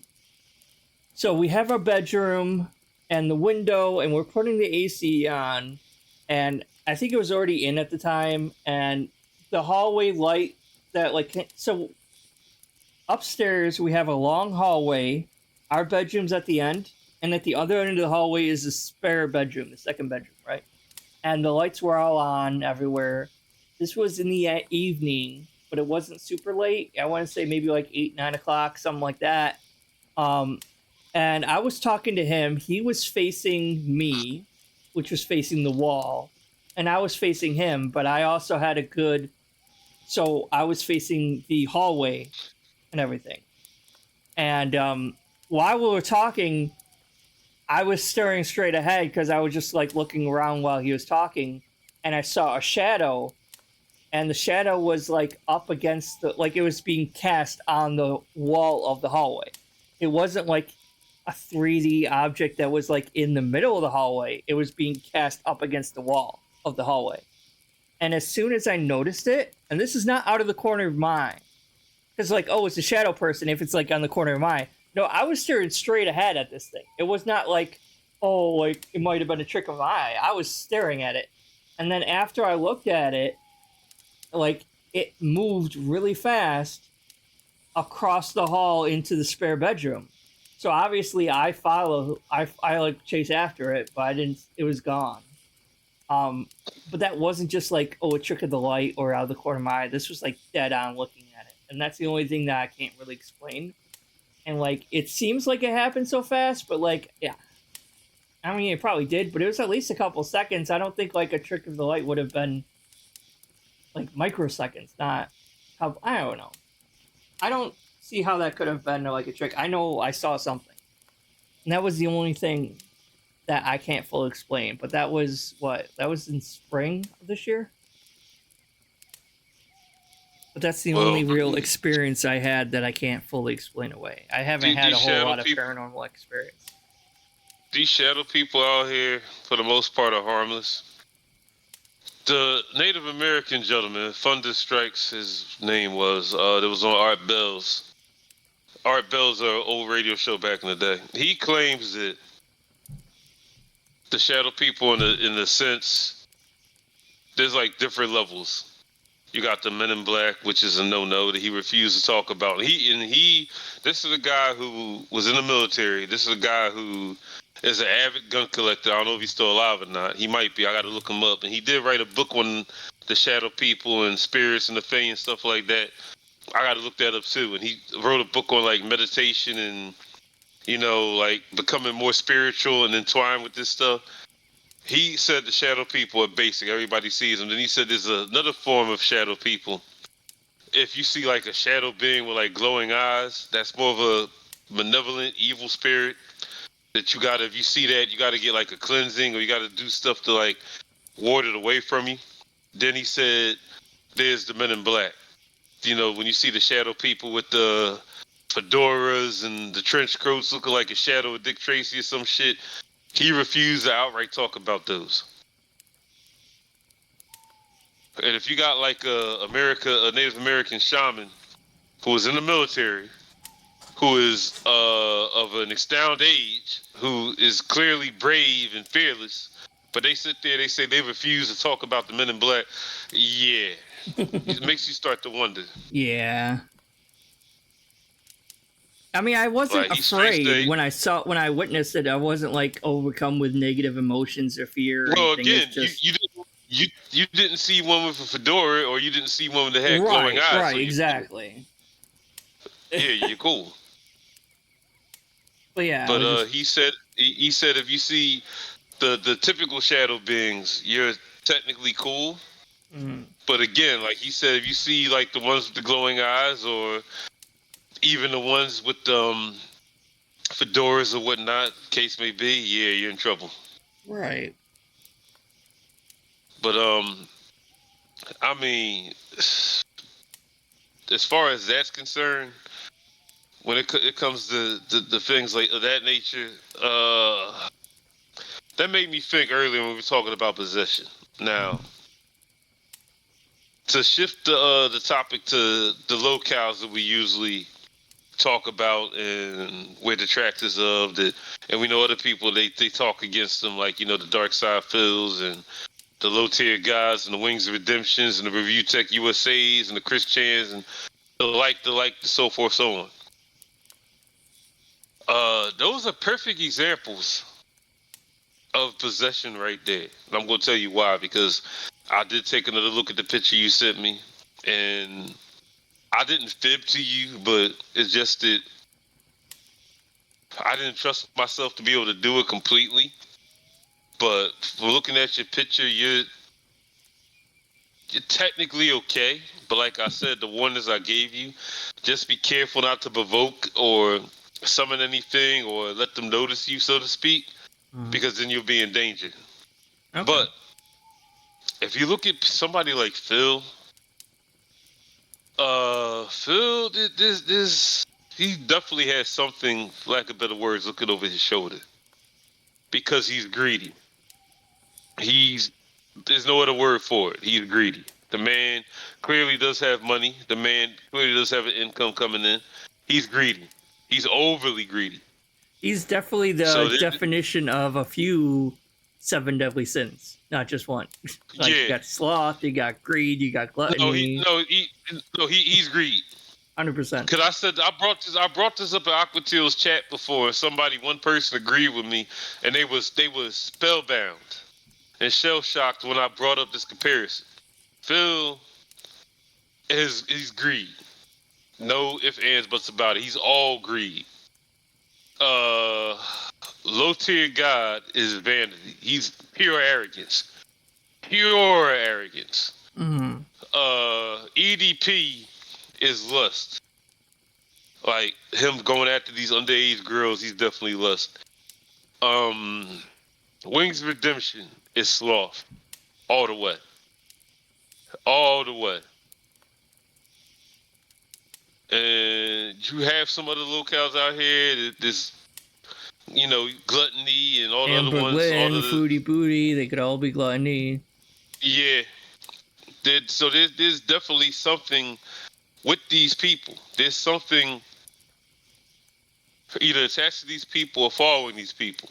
And you can definitely tell. They made they done in what's the word I'm looking for? They made a pact without knowing they made a pact, for lack of better terms. They've made a deal without knowing they made a deal, and they're cool with that. They would be what Father Malachi Martin said, perfectly possessed. They are. Right. And they're too far gone to be saved. I mean, they could be if they sought help. They would have to seek help, but none of these fools are going to seek help. But Nope. that's perfect examples right there. Because why is somebody like DSP, who has an income, his wife has an income, but he's constantly begging for money? And then you have low tier God, whose arrogance, his vanity is through the fucking roof. Through the fucking roof. When he talks about himself all the time. Everything, I'm the perfect specimen. I'm the perfect being. People want to be me. People are envious. Are you sure? Because you just look like a typical black dude in California in front of a camera, which anybody can do. Could get in front of the camera and do the shit that he does, and even better than what he does. But according to him, he's the best on this planet. Nobody else could top it. So, I mean, but those are perfect examples right there. But then again, when it comes to dealing with these spirits, everything's not going to be like how the movies over-exaggerated. Everything's not going to be, oh, you see some type of being that resembles the Hellraiser in your mirror. Right. Or you see Candyman in your bathtub. It's not going to be you're not always going to see some shit like that. If you see shit like that, the best course of action is to call a priest. Right. Somehow, some way, call a priest. But shit's going to happen to you. Either you're going to notice it or other people are going to notice it. Mm-hmm. Like, this is why, like I said, I've studied this stuff, for years, like criminology, demonology, supernatural. I haven't dwelled deep into like the extraterrestrial shit, because if there are other life forms out there, they're not fucking with Earth because Earth is fucked up. They're going to stay far away from this planet, because the way humans perceive extraterrestrial beings would be catastrophic for anybody. That if they were living on other planets or there was life out there, for them to come to Earth, you're going to get the typical movie response. Yeah. Oh my God, we have invaders. Let's capture them. Let's kill them. Let's study them. Well, that's because they've been conditioned for ever since Hollywood has existed. the aliens are Exactly. evil. It's like it's this like Exactly. I don't know like if you want to call it the Illuminati or whatever. It's like, but our government, our like movie system has all been conditioning people for their whole lifetimes that aliens have to be evil. Have you ever seen like there's few movies where the aliens are the good guys? You got like maybe E.T. Elf, maybe that's about it. Third Rock from the Sun. Yeah. But like Mac and me. most of these movies, it's like they're conditioning. Oh, if it's extraterrestrial and alien and different from us, it must be evil. It must be, even if they're not outright attacking the movie, it's still evil or negative or whatever. Yeah. And some could argue You're that right. like they're trying to like the government might be trying to like use that fear to fake an alien invasion so that they can have reason to create a one world government, but that's going on to conspiracy theories level stuff. But Yeah, and that's this, and this already, talks about, the Illuminati existing anyway, and all these world leaders and billionaires and whatnot are in cahoots with each other behind the scenes. So again, that is if other, not technically an Illuminati, it's still a cabal of some sort of. I don't know if I, for but lack of a better word, elites. But like, the name that people like us call them by is the Illuminati. right. But it's still technically that, all Because these it's world that leaders, 1% of people. billionaires, Yeah, it's the 1% of they're people all, that yeah, control the they're all world. working together. Yep. They're all working together behind the scenes anyway. So Yep. And you want to talk about someone possessed by greed? Look at these fucking people. yeah, well, I mean, lust, envy, greed. Yep. Those are some of Lucifer's favorite sins Yep. because they all lead to people doing the most diabolical things to each other. Mm-hmm. Like people kill for wealth, people kill for over lust. They kill over envy. You know, people Mm-hmm. kill over those things more than other reasons. So I mean that's one way to extinguish a wife. But yeah, it's just you could see, like Malachi Martin said, you could, if you're attuned to that type of gift, if you're hypersensitive like that or empathic like that, like me, for instance, a lot of people I openly stay away from. If I'm near you, and this is a lot of people, especially in this day and age, and I feel that you have nothing but negativity in your aura and your spirit, that your means to an end is getting lust any means necessary, getting uh you know um narcotics or any type of addiction any means necessary, getting money, physical pleasure, whatever the case may be, any means necessary, I'm going to stay far away from you. Mm-hmm. And that's just like more of a human thing, not so much like um, gift thing. Like I think most people can recognize those No, flaws in that's a people. that's a gift thing. That's definitely a gift thing, because you'd be surprised how many people still associate with people that negative like it's normal. Mm. In this day and age, 2023, that's a good 80% of the planet, if not 95% of the United States in itself. Like most people these days are out for self. And a lot of people hang around these people. They gaslight these people. They encourage these people, and it's a-okay. Right. It's a-okay to chase money any means necessary. It's a-okay to chase fornication and sex and lust any means necessary. It's okay to chase drugs and alcohol any means necessary, no matter who you hurt, who you betray, who you stab in the back, who you use. Like, it's a-okay. Right. As long as, you're getting your fix, whatever that fix may be.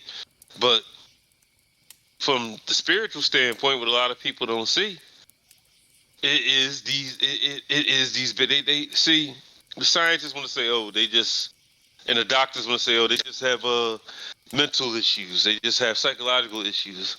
No, it's like it's really people out here. I mean, sometimes it is mental or psychological issues, but it's really, for the most part, people out here that have these things, these entities, these, they have a hand on these people's shoulder, on these people's heart, on these people's head, and they're out here doing these wild shit. and they don't realize that you're playing right to the enemy's hands. Hmm. And like, It's a trick of the dark forces, and I mean, I see this shit all the time, and excuse me, sorry, a lot of people I refuse to associate with. I mean, a that's lot of fair. people. I mean, I'm not perfect with it because you can have some people be genuine sweethearts, but when they go home, you don't know what the fuck they got in their basement or their closet or their bedroom or whatever. They could be fucking Jeffrey Dahmer when they go home. For all you know, they could be nice and sweet and kind and caring. Like, yeah, but then again, to a strong degree, I can tell too because I've encountered people who I meet them. They're nice. They seem nice. I'm gonna say this: they seem nice. They seem humble. They seem genuine. They But your seem it. but your But you intuition can is sit, telling you otherwise. Your intuition, it's like yeah, there's something off about like this the person. eye. Yeah, the eye on the back of the eye on the back of my neck when they say the hairs on your neck on the back of your neck stand up on end, that eye that you have, that spiritual eye on the back of your neck, like it's telling me like, yeah, watch out for this person. This person is trouble. They're Yeah. smiling, they're laughing, they're being friendly, but this person is trouble. This person is bad news. Because like I suspect, I mean, I hate saying, "Oh, I'm an empath," because I think every human has, to some degree, into a good intuition, but like it could be dulled over time or by not misuse or whatever like that. Everyone has the Every ability to have empathy for other They do. people, Every and human has everyone has empathic abilities. intuition. Yeah, but Every like human a has lot of psychic. people Every either human also ignore has it psych. or don't use it enough, A kind of lot. thing. A lot of people have empathic abilities. I mean, everybody has the ability to be an empath or a psychic. Hmm. It's just that they don't train it. And that's what I'm They trying to don't do. I'm focus trying on to it working on trying to figure out what my specialities and gifts are spiritually because and working on augmenting them and increasing them or whatever. one thing is you have to be hypersensitive, and a lot of people conditioned not to be hypersensitive. Right. They're conditioned to be the opposite of hypersensitive. So that's why they'll never be in tune to that Hmm. because of how they were conditioned growing up.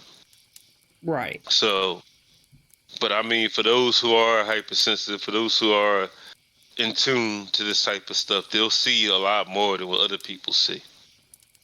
I'm gonna go over my personal beliefs now, and maybe one thing's by you or whatever. Um, I don't really know where to start. I guess so. Like, I can agree with you on some things. Like personally, I'm more like, I don't know, pagan, I guess you could say, argue. I believe there are a lot of lesser deities that aren't necessarily evil or good. Um, Kind of like a tulpa, if you know what that is, where it's like if enough people believe and worship a being, it's gonna bring that into existence, be it good or evil or whatever. So like maybe ever like in a way, every single god that's ever been worshipped exists, and then somewhere in the universe there's the real true creator, if you want to call it source or light or whatever, that actually created everything. um I'm not sure which god that is or anything like that. I'm not saying one way or another because I don't know. um there's obviously evil, malevolent entities that do exist, that are like praetor nat preter nat I can never pronounce that word. Supernatural, evil, malevolent entities that exist beyond our realm of understanding. Be it like earth spirits, if you want to call it demons, just negative entities from a different dimension. I don't know what you want to call it.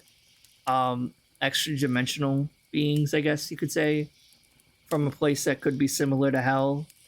But I don't necessarily believe in like an actual Satan or an actual like devil in that case. Just evil, demonic like entities that want to cause suffering and chaos and death and murder. That I do You're believe. allowed to believe in whatever you want. No, no, I'm I not. know. I'm like I even say. I'm. I'm like I even say in my YouTube videos.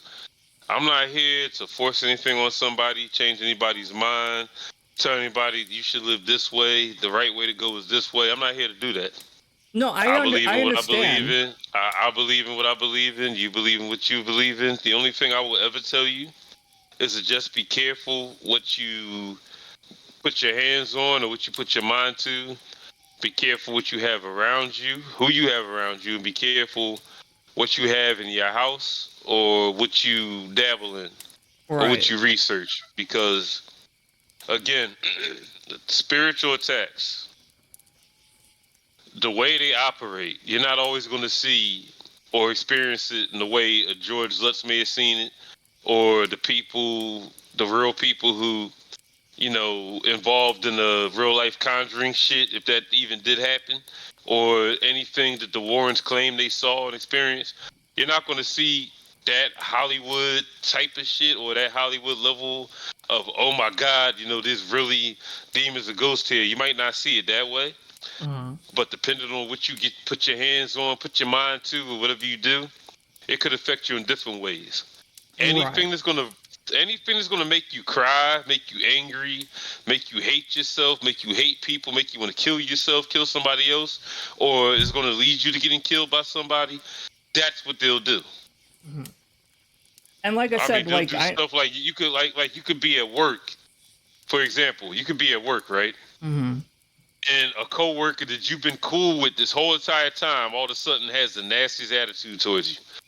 Or for another example, you could be with your loved one, you could be with your lover, you could be home chilling, y'all go to sleep, right? You could wake up the next day, you're perfectly fine. Or, sometimes they'll fuck with you too and you'll get like a weird personality change or whatever out of nowhere, or shit could be perfectly fine. You wake up in the morning with you. Out of nowhere, your loved one or whatever, your lover may like just have like the most negative, unattractive attitude or personality switch, or just do something out of left field that's gonna really, really fuck with you. Right. That's how they get to you. That's how they get to you. Whatever's gonna hurt you the most. So I mean, if you're not gonna be scared of seeing some demonic being in the mirror, or seeing some shit happen in your closet or under the bed, or when all the lights are off in the house, see some shit happen in the kitchen, or No, hear that would probably banging, scare or me. or I'm not gonna lie. That would probably freak me out a bit. yeah, it would freak most people out, but sometimes sometimes I'm gonna use this phrase. Even when it comes to these entities attacking people, sometimes it works smarter, not harder. Right. Because doing shit like that, displays voices, displays sounds, banging on shit, manifesting some type of horrible creature in front of somebody, it takes a lot of energy, a Right. lot of power. So sometimes they might not do all that. They might do something as simple as making a loved one or making a coworker or making a complete stranger look at you out of nowhere and despise you, and Mhm. either say some shit to you that's gonna fuck with you, do some shit to you that's gonna fuck with you, or cause something to happen around you that's gonna fuck with you. Right. Like, so I mean, you're free and open to believe whatever you want to believe, and I'm not here to change your mind. But like tell you, oh, the right way to go is Jesus, or the right way to go is this. All I'm gonna say is, as somebody, as a friend, as somebody who cares about you, just be careful what you dabble in. No, I Just appreciate be that. careful. I just wanted to share my own personal beliefs. Yeah, that's cool. Okay. So it's That's like, fine. Cause I have open, like I said, I have open mind. Read I've read the Christian Bible. I've read the Wiccan Bible. I've read the Bhagavad Gita, which is the Hindu holy scriptures. Haven't read the Quran yet, but like I keep open mind to a lot of different stuff. So I mean, cool. I'm just say just be careful, Mm-hmm. because you don't want to fall in any traps. So get involved in something that's going to eventually ruin your life or ruin your happiness. Right. And it's like, so going back to that, so it's like, yeah, I believe in like those entities, different fae or whatever you want to call it. That I definitely do believe in aliens, and like I personally believe more in like reincarnation is my big belief. So it's like there is a spirit world, and like when we die, we go to the spirit world, we reconnect with our lost loved ones, we review the mistakes that we made in this lifetime, we like start planning out maybe our next lifetime or anything like that, and eventually we'll be reincarnated when we're ready to be. And And when you there's do, some people that sorry, when you go ahead. do No, go die, ahead. you remember your past lives because your soul never forgets. Your soul can't be destroyed unless God or whoever destroys it. Like, you know what I mean? But it's like usually it's not going to happen unless you like really evil or unless it gets possessed or taken over by something. But like usually not. And it's like so your soul will carry on, and your soul knows every single thing that happened to it in past lives and everything like that, and you'll remember who you are. This world that we're in right now is more like a dream than when we die, quote unquote die, because there's no real such thing as death in that case. It's more like we're in a dream now, and then we wake up to our true selves when we actually quote unquote die, and that's who we really are. Is like a spiritual entity, a spiritual being of pure soul or whatever you want to call it, and then you like remember who you were and learn all these past things.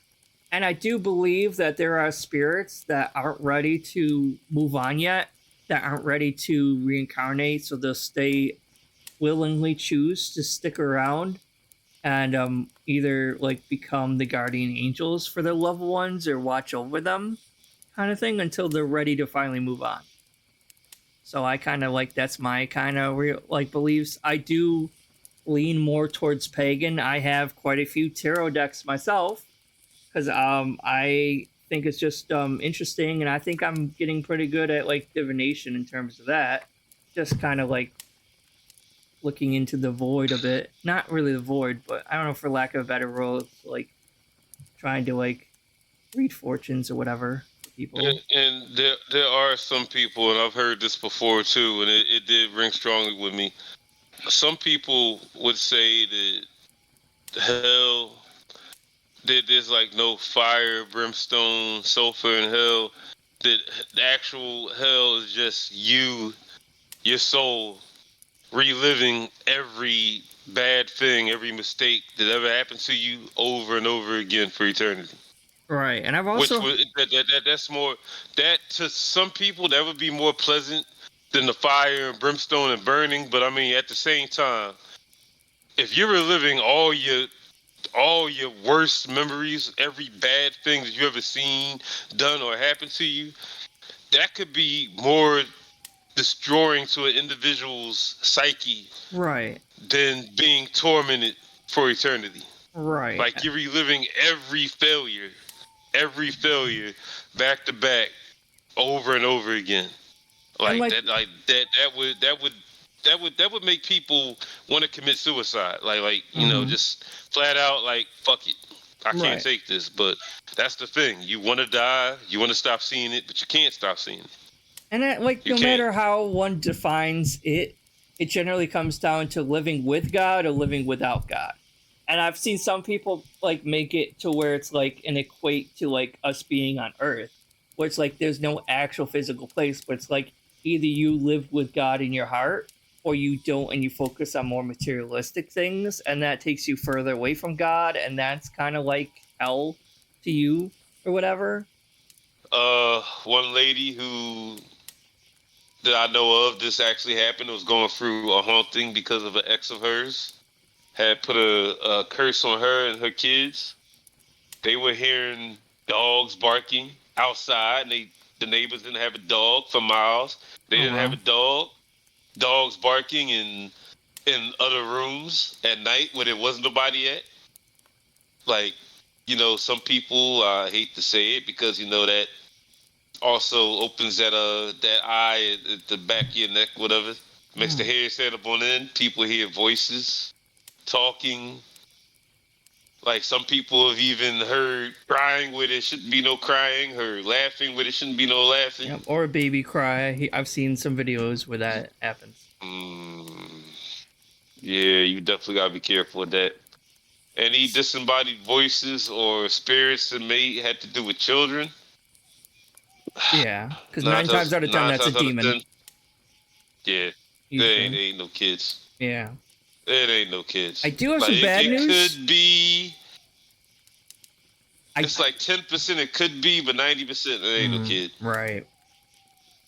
I do have some bad news. Like, yeah, I've I what? don't think this was recording the audio of the call. You're sounding underwater again. Can you hear me? Yeah, I can hear you now.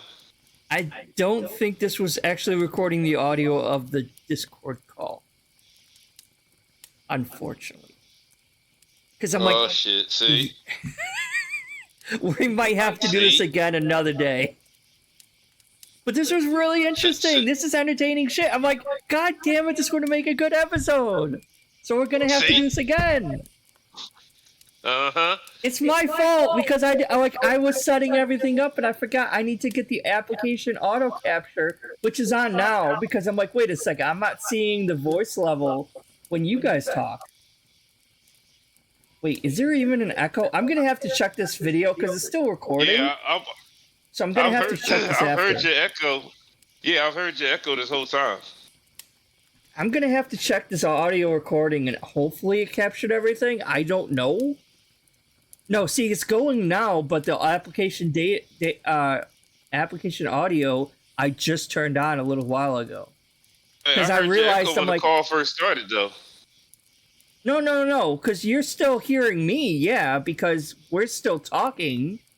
We can both hear each other. No, but I heard your echo. You said an echo. I heard your echo when the call first started. This whole time? Yeah, this whole time. I heard an echo in the background the whole time. I thought you were like watching yourself on YouTube. No, that's probably Omar. Because he's in the next room and he has a mic too, so it's probably picking that up. Okay. But I'm hoping this recorded everything. If not, if I am correct, this only picked up the fire pit and my mic. I don't know if it's picking up your guys' audio. So I hope it did record everything. I really do too. I'm so sorry. So there's nothing to be sorry about, but see, man, something doesn't want us talking about this. Maybe I don't fucking know. Yeah, y'all fucking so.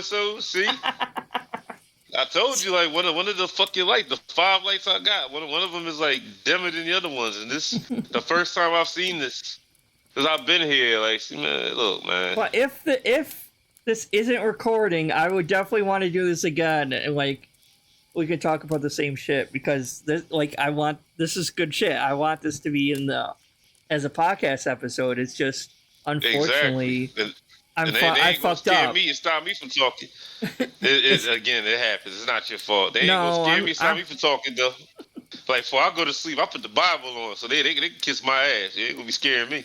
Because I'm used to doing the audio with like just as a desktop capture, but I'm trying to keep the audio levels separate. So it's like an audio capture for like in this case it would be Discord and my mic and whatever I'm watching on the video, so I can adjust the different volume so it's not all the volume coming through one thing. So like if you're too loud, I can turn it down. If the video is too loud, I can turn it down. But I think I forgot to set up the fucking Discord, so I'm really hoping it recorded and we don't have to actually do it again. But I do want to apologize ahead of time. I'll definitely check it when it's done. It's cool. We could do it over. We could talk about the same stuff over. Well, we might as well finish it. So, I mean, we might as well finish it anyway, just in case. So yeah, because I don't know. You sound like you was done there for a minute. No, okay, it's just time for bed. I'm scared now. Oh no, I'm not scared. It's just I probably shouldn't say that. I'm just saying it wasn't that. Yeah, you gotta be real careful with that, you know. I ain't scared, nigga. You gotta be real careful with that when it comes to dealing with these. Again, like I said, you got something to take everything as a underlying threat. Like, I'll show you, you blah, blah, blah. Okay, you know what? Calm down. Not my fault you're doomed. Right. You know. But the sadly, go ahead. Sorry, it was just like I said, like I've lived in this place since 2011 with my ex-boyfriend, and when I was living here back then, like I never saw shadow figures or anything like that. And then maybe like 2 or 3 years ago, I started noticing shadow figures out of the corner of my eye. Of course, Bear doesn't see anything. He doesn't believe in anything. He doesn't see anything, doesn't witness anything. He's like blind to the world. right? Not to cut you off, this ex of yours, how did y'all break up? It was actually a really good breakup. It wasn't negative at all. Like, even though we were broken up, we Not at still all. stayed living with each other for a while, and he eventually moved out when his boyfriend moved in here for a little bit, and then they both left. And that was what, You're 3 years you're ago. very generous, right? Your ex lived there with their new lover. You're very generous. I still liked him. I still considered him a friend and everything too. And like at that same time when his ex was here, Bear showed up. So it was at one point for a little while, all four of us living together at the same place room or the same apartment. Yeah, you But you were you like got a good heart. I was like we were living together for like 7 years and everything, and we just drifted apart. So it wasn't really anyone's fault. It's not like any of us like cheated on each other or anything at the time. It's just we drifted apart, and I still consider him my friend to this day. And I don't know, maybe I'm too kind, Okay. but yeah. So I don't. There's nothing wrong with that. There's no, yeah, a lot of people wouldn't have did that, what you just said, but yeah, you're good. You got a good heart. That And goes like, a long way. There's nothing wrong with that. right. And so going back to I got a few things I wanted to talk about. Going back to the generational thing, it's like, well, all my family like that I know of is like super Christian, super Catholic. I doubt any of them are going to be dabbling in any kind of curses at all. At least alive, living ones, unless it's like going back 4 or 5 different generations. But, No, not to stop you right there. Is this I don't know if she's still alive, but it's this famous witch in Tennessee. I gotta look her up again, see if she's still, even if she's still alive. But I know when was this? Like the early 2010s. She was spoken about. She has like this shop in Tennessee, like practicing Wiccan. You know, her and her friends, and they had like a shop, and they dealt. She was also a hypnotherapist, and they dealt with like curses and stuff, and banishments and stuff like that. And she said most of her customers were actually Catholics and Baptists. So you have a lot of people, they may not admit it to you or show you. You have a lot of people that, like, I hate to bring this bitch up. A lot of people that's holier than thou, like Melanie Mac. yeah. But when the camera's off, Yeah. yeah, and behind the scenes, they're like, "Ooh, can I get some iron newt and weight leg of frog, whatever the fuck how they say it." Shit like that. Right.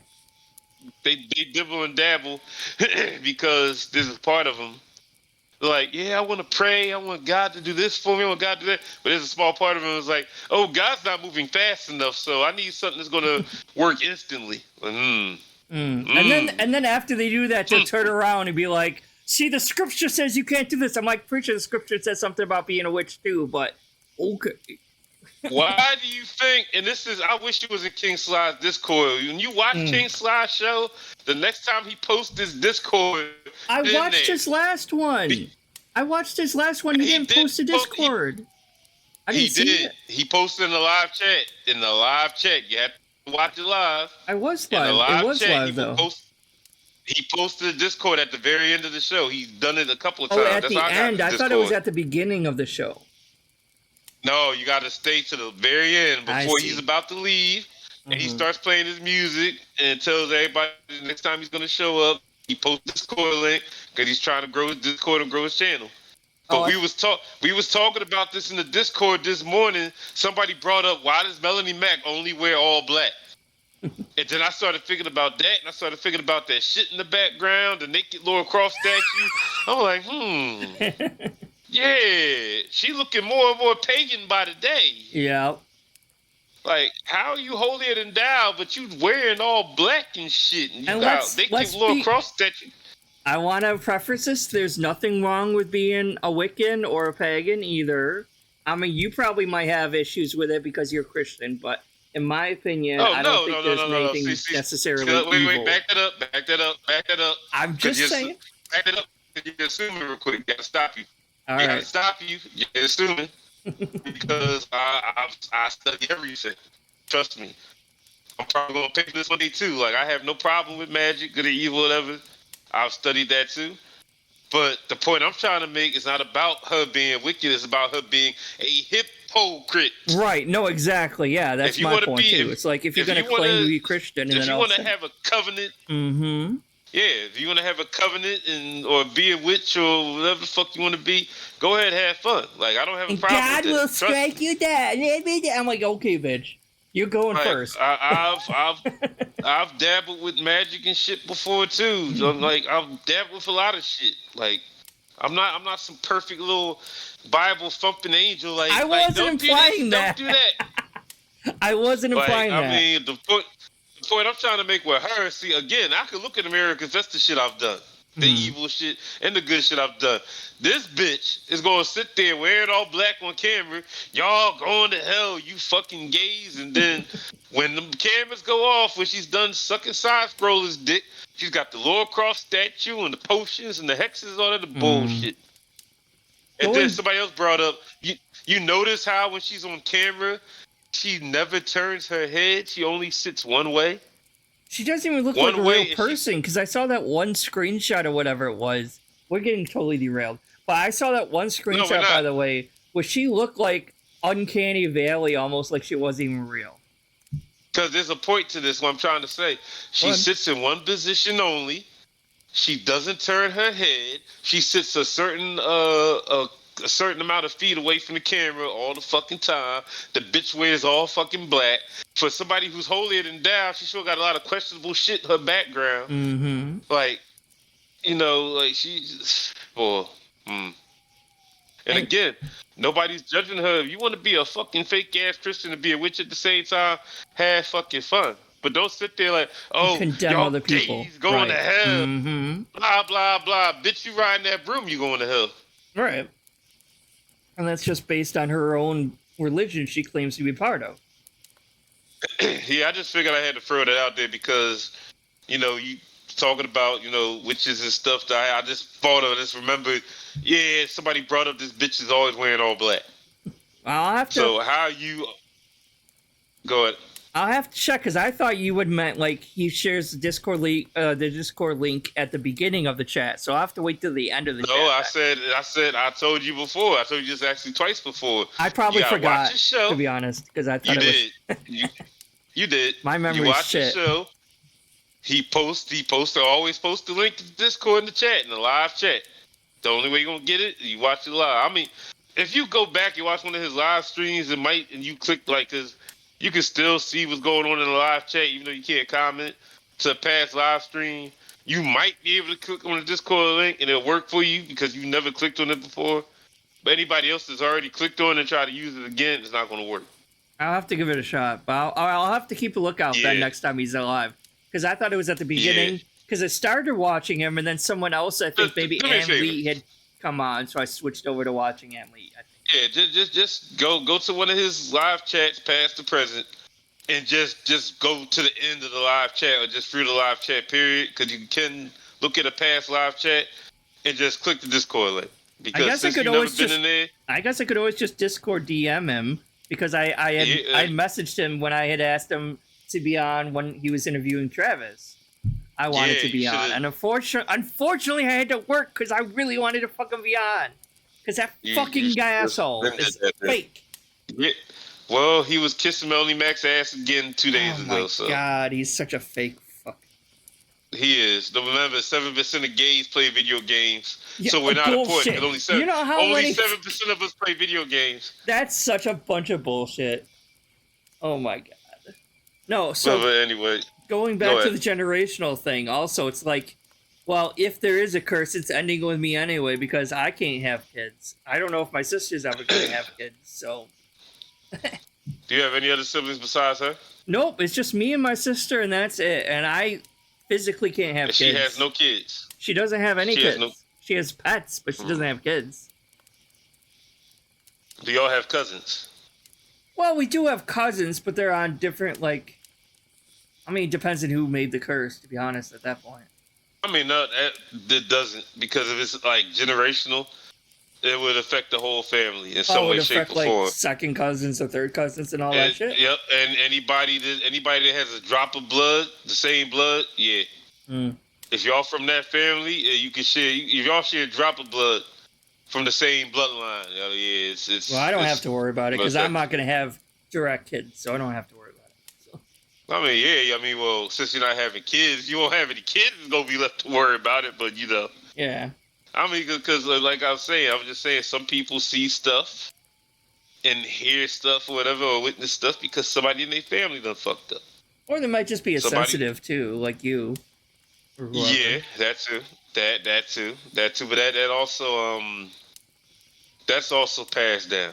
That could also be passed down from older generations to younger, just like being homosexual is Or passed through, right. generational. Right. Like that could be passed too, being sensitive, being empathic, and but you gotta like focus on it. You gotta work on it. You gotta harness it. Wait, It wait, takes wait, a lot wait. of. Hold on. What did I just hear about homosexuals being passed down? Yeah, that's in your bloodline. It's been proven by a lot of people. Scientists don't want to believe this generational thing, but it actually is. And I can tell you why. Because there's a good number of people in my family that are LGBT. Even people are in denial about it, like my mom, because she's a hypocrite. My dad had to dime her out because he falls under that camp too. And Then a lot one of of my people are younger repressing sisters, shit if that's the case. Guys. yeah, and one of my younger sisters and my uncle on my mom's side, like, and there's a bunch of people that I've heard, and both sides of my family that are. It's Interesting. passed down through. It's passed in the family too. But you have these Melanie Mac type Christians and these dumbass scientists, these know-it-all scientists out here. Like that's impossible. That can't be. It's not generational. Then explain why you have families that have multiple. It's genetic. See, because I'm like the That's the way I black look sheep of for it. my family, and like I have cousins who like you would think would be like old, like if they were LGBT, you would think they would have came out because like it's just not as much My friend, stigma about it uh, now. I guarantee you, and I'm not saying this on a negative vibe. I guarantee you got some people in your family that's probably on the DL because they're scared. Mm. Because I guarantee you, you're not the only one in your family that feels the way you do. You're not gonna Right. pop up out of nowhere like, "Yay, I like so and so." No, there's other people in anybody who's like us. They have people in their family, whether they want to admit it or not. That they feel the same way. Well, maybe But we shouldn't again, be too loud about it because that could just trigger the horrible people to like think about eugenics and bullshit and try to like do something about it if no, that's the not case. really. It's a fact. But a lot of again, you got know-it-all scientists who like disproving everything, and fake ass Christians like Melody Mack to say it's not genetic.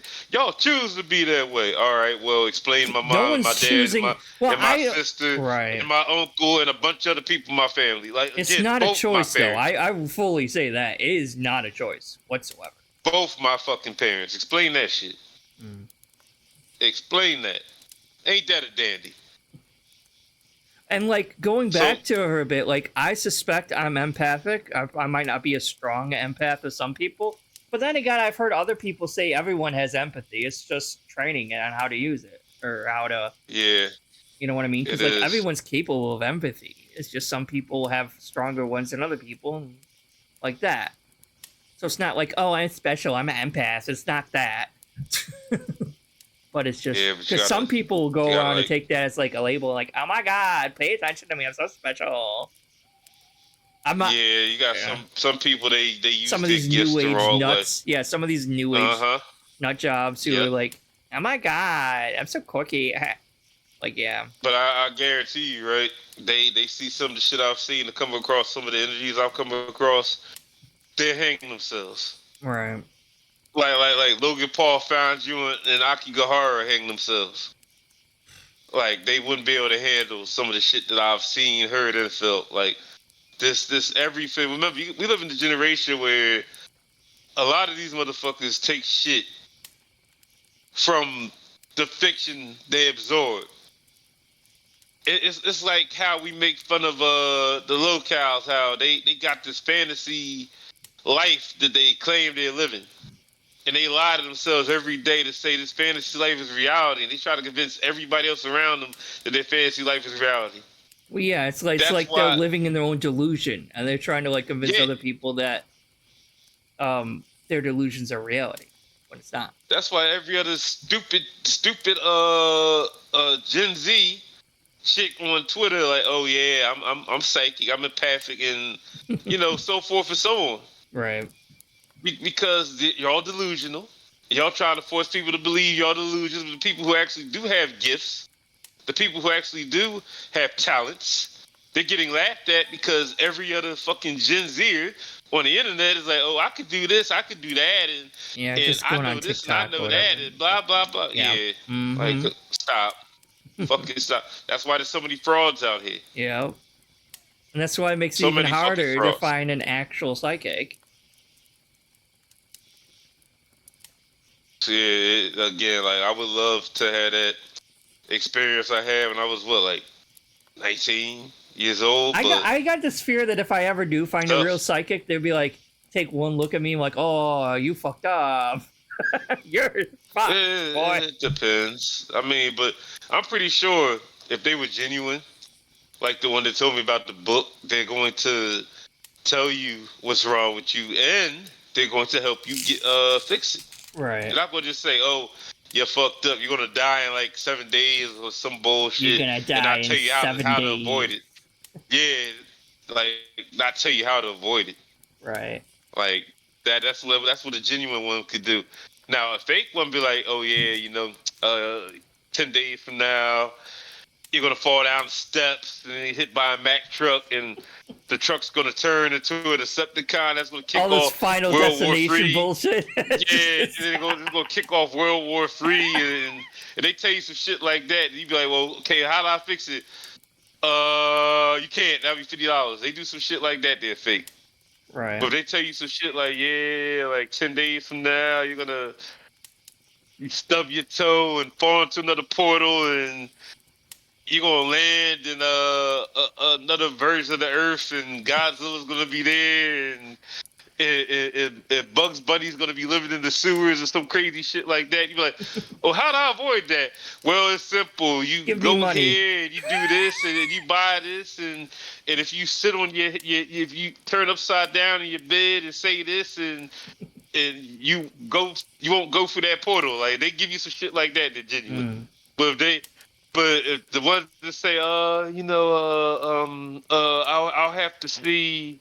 I'll have to contact the spirits, but you're gonna have to pay me $200 to contact the spirits. Exactly. And yeah, they do some shit like that. They're fake. Can I Now somebody tell. Sorry, Go go ahead. ahead. No, go ahead. No, go ahead. You gonna ask me? I No, go wanted ahead. You to- gonna ask me? I wanted to bring something back for a little bit. Going back to the Asmodeus What? thing. That might explain it. The Asmodeus thing. So, like, as some viewers who actually watch. Okay, now it's breaking up again. I hate this connection. Yeah, I don't know why breaking up again. Discord's just so Say it wonky. again. I don't know why Discord is so wonky. They hate it. Apparently, there's a lot of interference, if you know what I mean. See? Well, go ahead. What do you want to ask me? Going back to the Asmodeus thing again. Yeah. That makes a little sense that it might be like what'd you say, lust related? A bit. Yeah, he's a couple of things, but I know his main one is like lust. Because like, yeah. I mean, as anyone who watches some of my vlogs on here, which I don't have a whole lot of vlogs yet, I'm gonna get more into that. But I do have what seems like multiple personalities or dissociative identity disorder. So I mean, it's not that personal because like I'm gonna be talking about that anyway.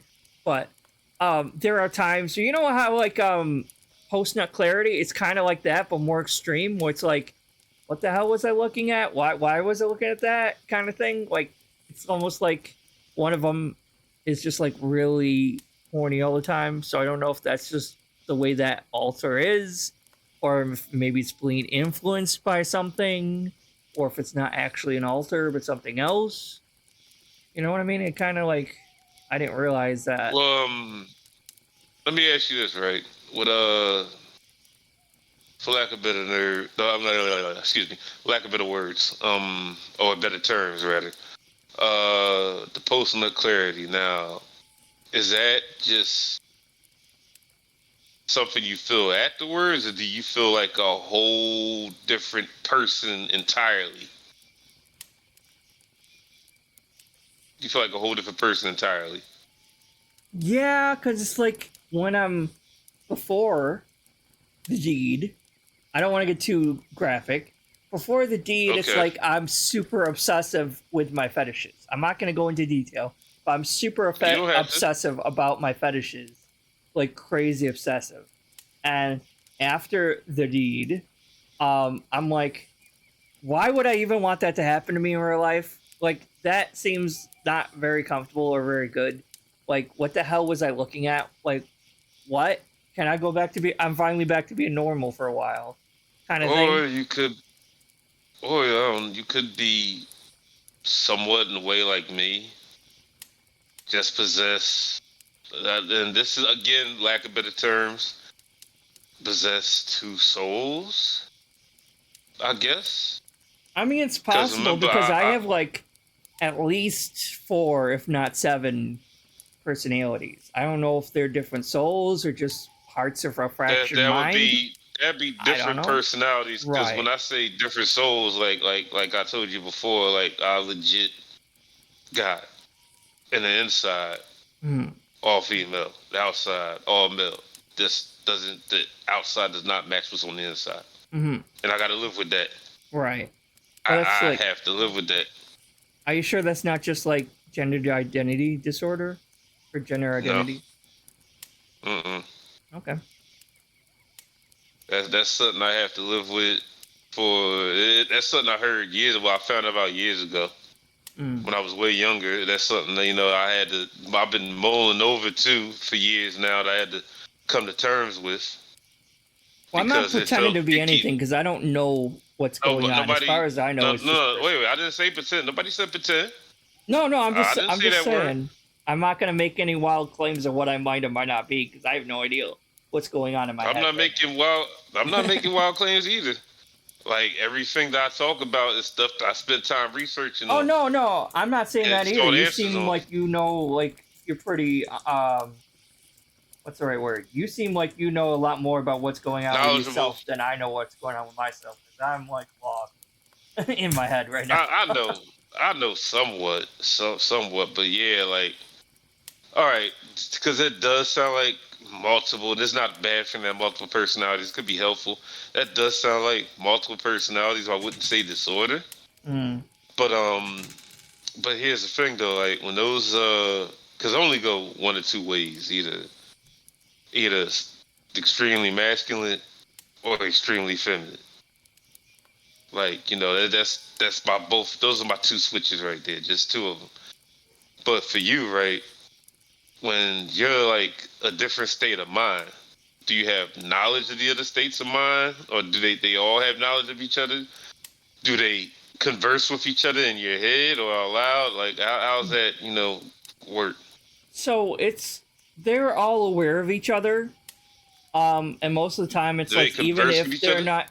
even if they're not in control, they can still kind of know what's going on, and they do talk to each Do other in they? my head. And sometimes they won't shut the fuck Okay, up because they're like arguing okay. with each other and like what we should do in this situation or that situation, or what we should make for like even stupid simple things like what we should eat for dinner tonight. Like, well, I want this. Well, maybe that ain't good. All this bullshit. It's annoying. I mean, I can understand that, but I mean, there's nothing negative about that because Well, I I'm hate not when they use it. You know what? right. Even this for everybody, even for you. I hate when they put these terms in the book and they say, "Oh, this schizophrenia disorder or this disorder or that Mhm. disorder or multiple personality disorder." It's really not a disorder. I mean, Well, I'm not insinuating it's a negative thing. I would just no, like I'm I not saying you. recognize I'm talking about these. I'm not saying you consider that. I'm talking about right. these big brain so-called geniuses to put these medical terms in these books.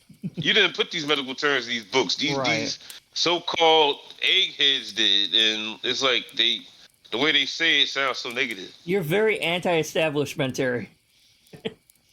Not really. It's just that people. There's a lot of people that turn shit into something bad with it. It don't have They to have be to bad. label everything, is what the thing is. Like, they need to have Yeah. everything labeled. And like, oh, you're this, and this is what's wrong with you, and this is what's wrong with you, and here's 5 different Yeah, pills for everything that's wrong with you. And it's like, sometimes you don't need a pill. Sometimes you do. That's Like, what I'm getting at. right. They flat out say, oh, this, just like you just said, this is the terms they use. This is what's wrong with you. Instead of saying, Right. this is what's right with you.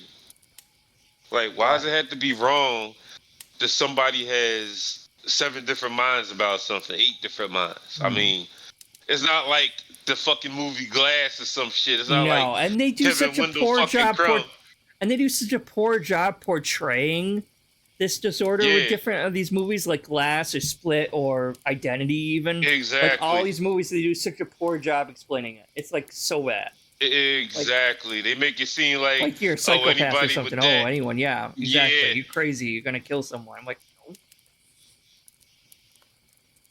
See, the thing that's going on with me, and this is like, we didn't get a chance to talk on this. Like, the thing that's going on with me does have to do with reincarnation of sorts.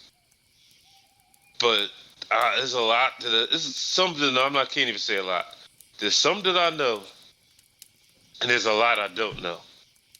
But 2 people, like I said, I've only met 3 people who could be considered psychic that were 100% genuine in my lifetime. And 2 out of those 3 said 2 things, and these people never met each other. And these encounters were years apart. And they're both females. 2 of them said, yeah, like, there's something about your soul that comes from the time of chivalry and honor and knighthood. Like, one person said, yeah, it's like you got some sort of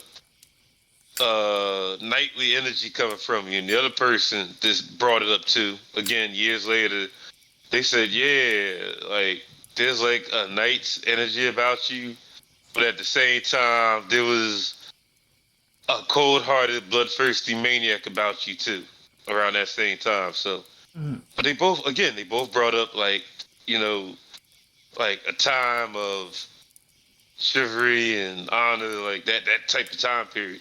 Well, with And Native Americans go and ahead. stuff like that, they have this word for like 2 souls, is what they call them, or whatever. And a Yeah. lot of people nowadays think that could be like another word they use for like people that are trans or whatever. Where it's like the soul doesn't quite match with the body, or they might have 2 different souls as part of it or something. I'm not saying all trans people like that either. And I'm just saying that's a possible explanation. Or I did study that, and I'm glad you brought that up. I did study that too, and I do believe in that. That's why you have the men who they wish to alter themselves to be female, and they have the women who wish to alter themselves to be men. And a lot of cases, a lot of big-brained so-called scientific minds, even the ones who agree with people like us who are on our side, they said they will it's still sometimes, or even considered a spiritual people. disorder. Yeah, it's just like, No, oh, they well, don't. No. I wasn't about to say that. They don't call it No. a disorder. I've heard them say that you got to stop sitting there second guessing what I'm about to say, sorry. or filling in the blanks for me, because you say the wrong thing. That's not what I was about to say. They don't say disorder. A lot of spiritual people and some of these big brain geniuses out here, they're not all assholes. Some of them will say something like, yeah, like they have 2 souls, or like somehow, some way, like, you know, they do. I thought you meant the doctors. They do have some doctors that are spiritual, though. You got to remember that. Oh, okay. Not No, all doctors. Yeah, not all doctors say hogwash when it comes to stuff like that. right, because Not all. on my file chart from my doctor, it will say like gender identity disorder, like right now. Yeah, and again, I hate when they use know, them negative terms like that. I know. I'm just saying that's what they say. And then you got these transphobes people will take that and run with it. It's like, see, it's a mental illness. It's a mental illness. The doctor said to me. And I'm like, shut the Yeah, fuck they're up. That's wrong. not the case. Obviously, they're They're wrong. very but- wrong. Obviously, Mhm. but they'll just take anything because they don't understand it and they'll just run with it. I'm like, that's not the case. But yeah, Yeah. you know, a lot of See, ignorant people it's here. I was Like, you're taking away from what it means to be a real woman by these trans people over here claiming this. I'm like, that's not the case at oh all. come on, man. And you got Like- people out here literally just describing what a woman is only by their like base reproductive parts. I'm like, ain't that what First sexist off- men do? I'm like, First off, I'm gonna say this. I've said this before. I'm gonna say it again. As far as women are concerned, trans women are the best women because yeah, I've had better interact besides the ones that are prostituting out here. The ones who aren't prostituting, I've had better interactions with them than females born females. So there's that.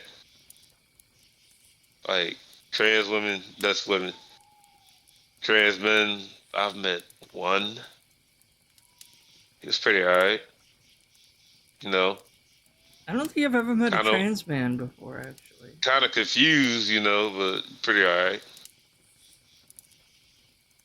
Yeah, they were, when a woman, they decide to, change themselves, become more masculine, look more masculine.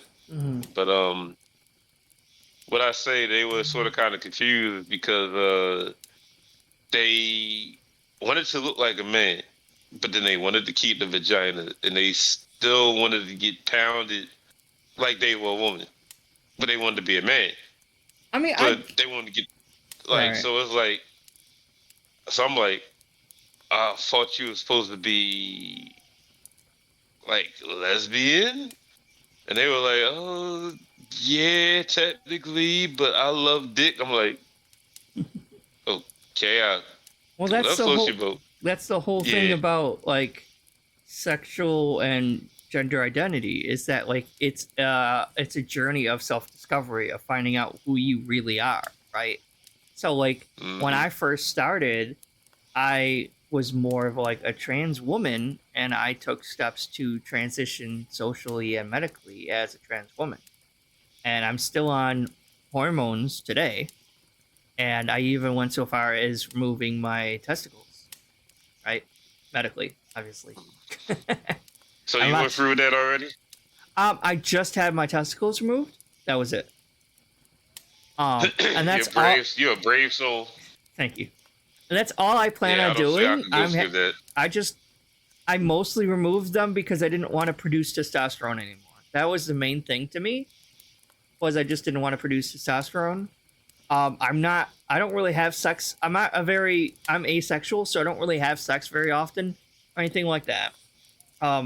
So I'm probably planning on keeping my penis as of right now. And over time, I've developed more into non-binary feeling as opposed to full-on female or full-on male. I kind of feel like I'm more like I don't have any gender or I don't fit into any of the gender classifications. So it's like I'm really happy where I am now as just like a non-binary asexual person. I just didn't want to produce testosterone, so I had that removed, and I still have to take estrogen because I can't produce any hormones on my own, any male or female hormone on my own, naturally, except for a little bit from the pituitary gland, I think, but not Yeah, enough. well, only reason I'm keeping my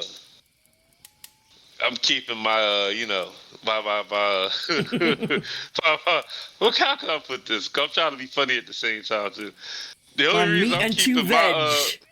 the only reason I'm keeping my joystick in the two buttons is because I'm used to it. Right. It's been here for like damn near 43 years, so it's like, I mean, at one point in time, I was like, I'd rather have a vagina, but it's like, but I'm stuck with this, so fuck it, I might as well keep it because it's here. Right. Yep. And it makes things a bit So it's like, easier to clean. You don't have to sit if you don't wanna. Yeah, It is what it is at this point. Oh, Yeah, it is. You're right. Because I mean, it was like there was them times like, yo, I want the pussy so badly.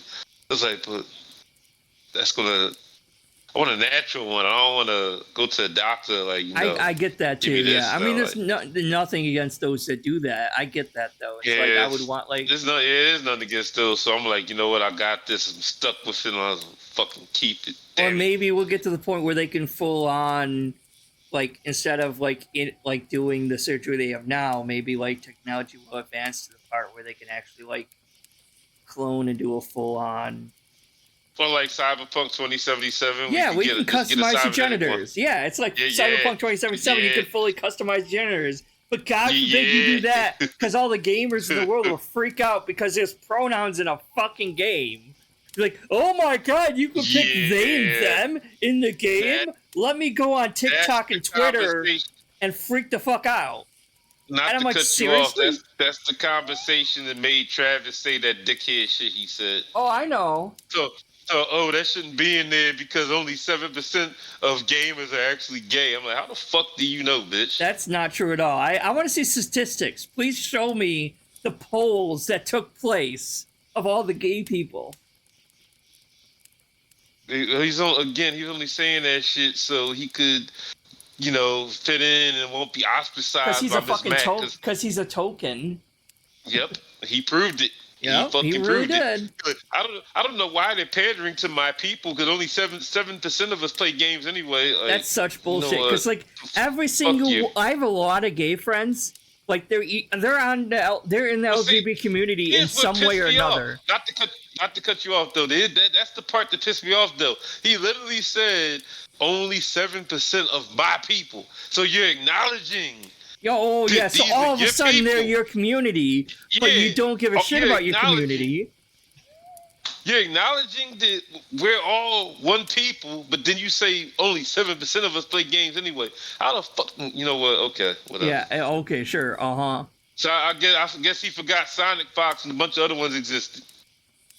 Well, it's like I have so many friends that are in the LGBT community that play games. Like every single fucking one of them play games. Look at like almost everyone who likes. Oh, this is a joke. This isn't like me being honest. But like everyone who likes Fallout New Vegas is like gay or trans or something. First of all, I've heard that before. Yeah, it's mostly a joke because obviously that's not fully true. But a lot of us like that. I've heard them say that. Yeah, it's like a lot of us like that. It's a meme, but yeah, it's like no, there's a lot of fucking people that are like that. That are so that's way more than just 7%. And like they're just like it doesn't hurt anyone. Just pick guys if you're a guy, if you identify as a guy. My whole thing. How hard is that? My whole thing is this, right? Saints Row 2, Cyberpunk 2077, and a bunch of other games give you that option. Character creation, give you that option to all be. These games do it, and then like all of a sudden Starfield is the one that's like all of a sudden do that.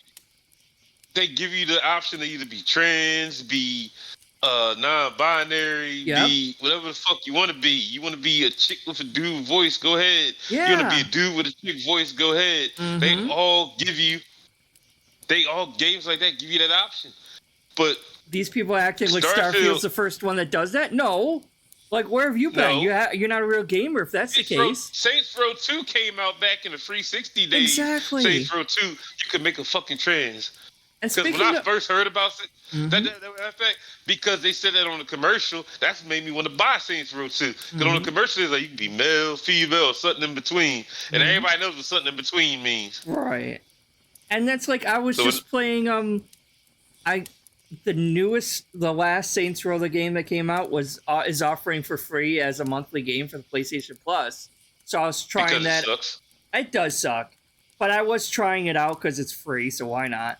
And like, you can like have like big boobs and a big little thing bulge down there.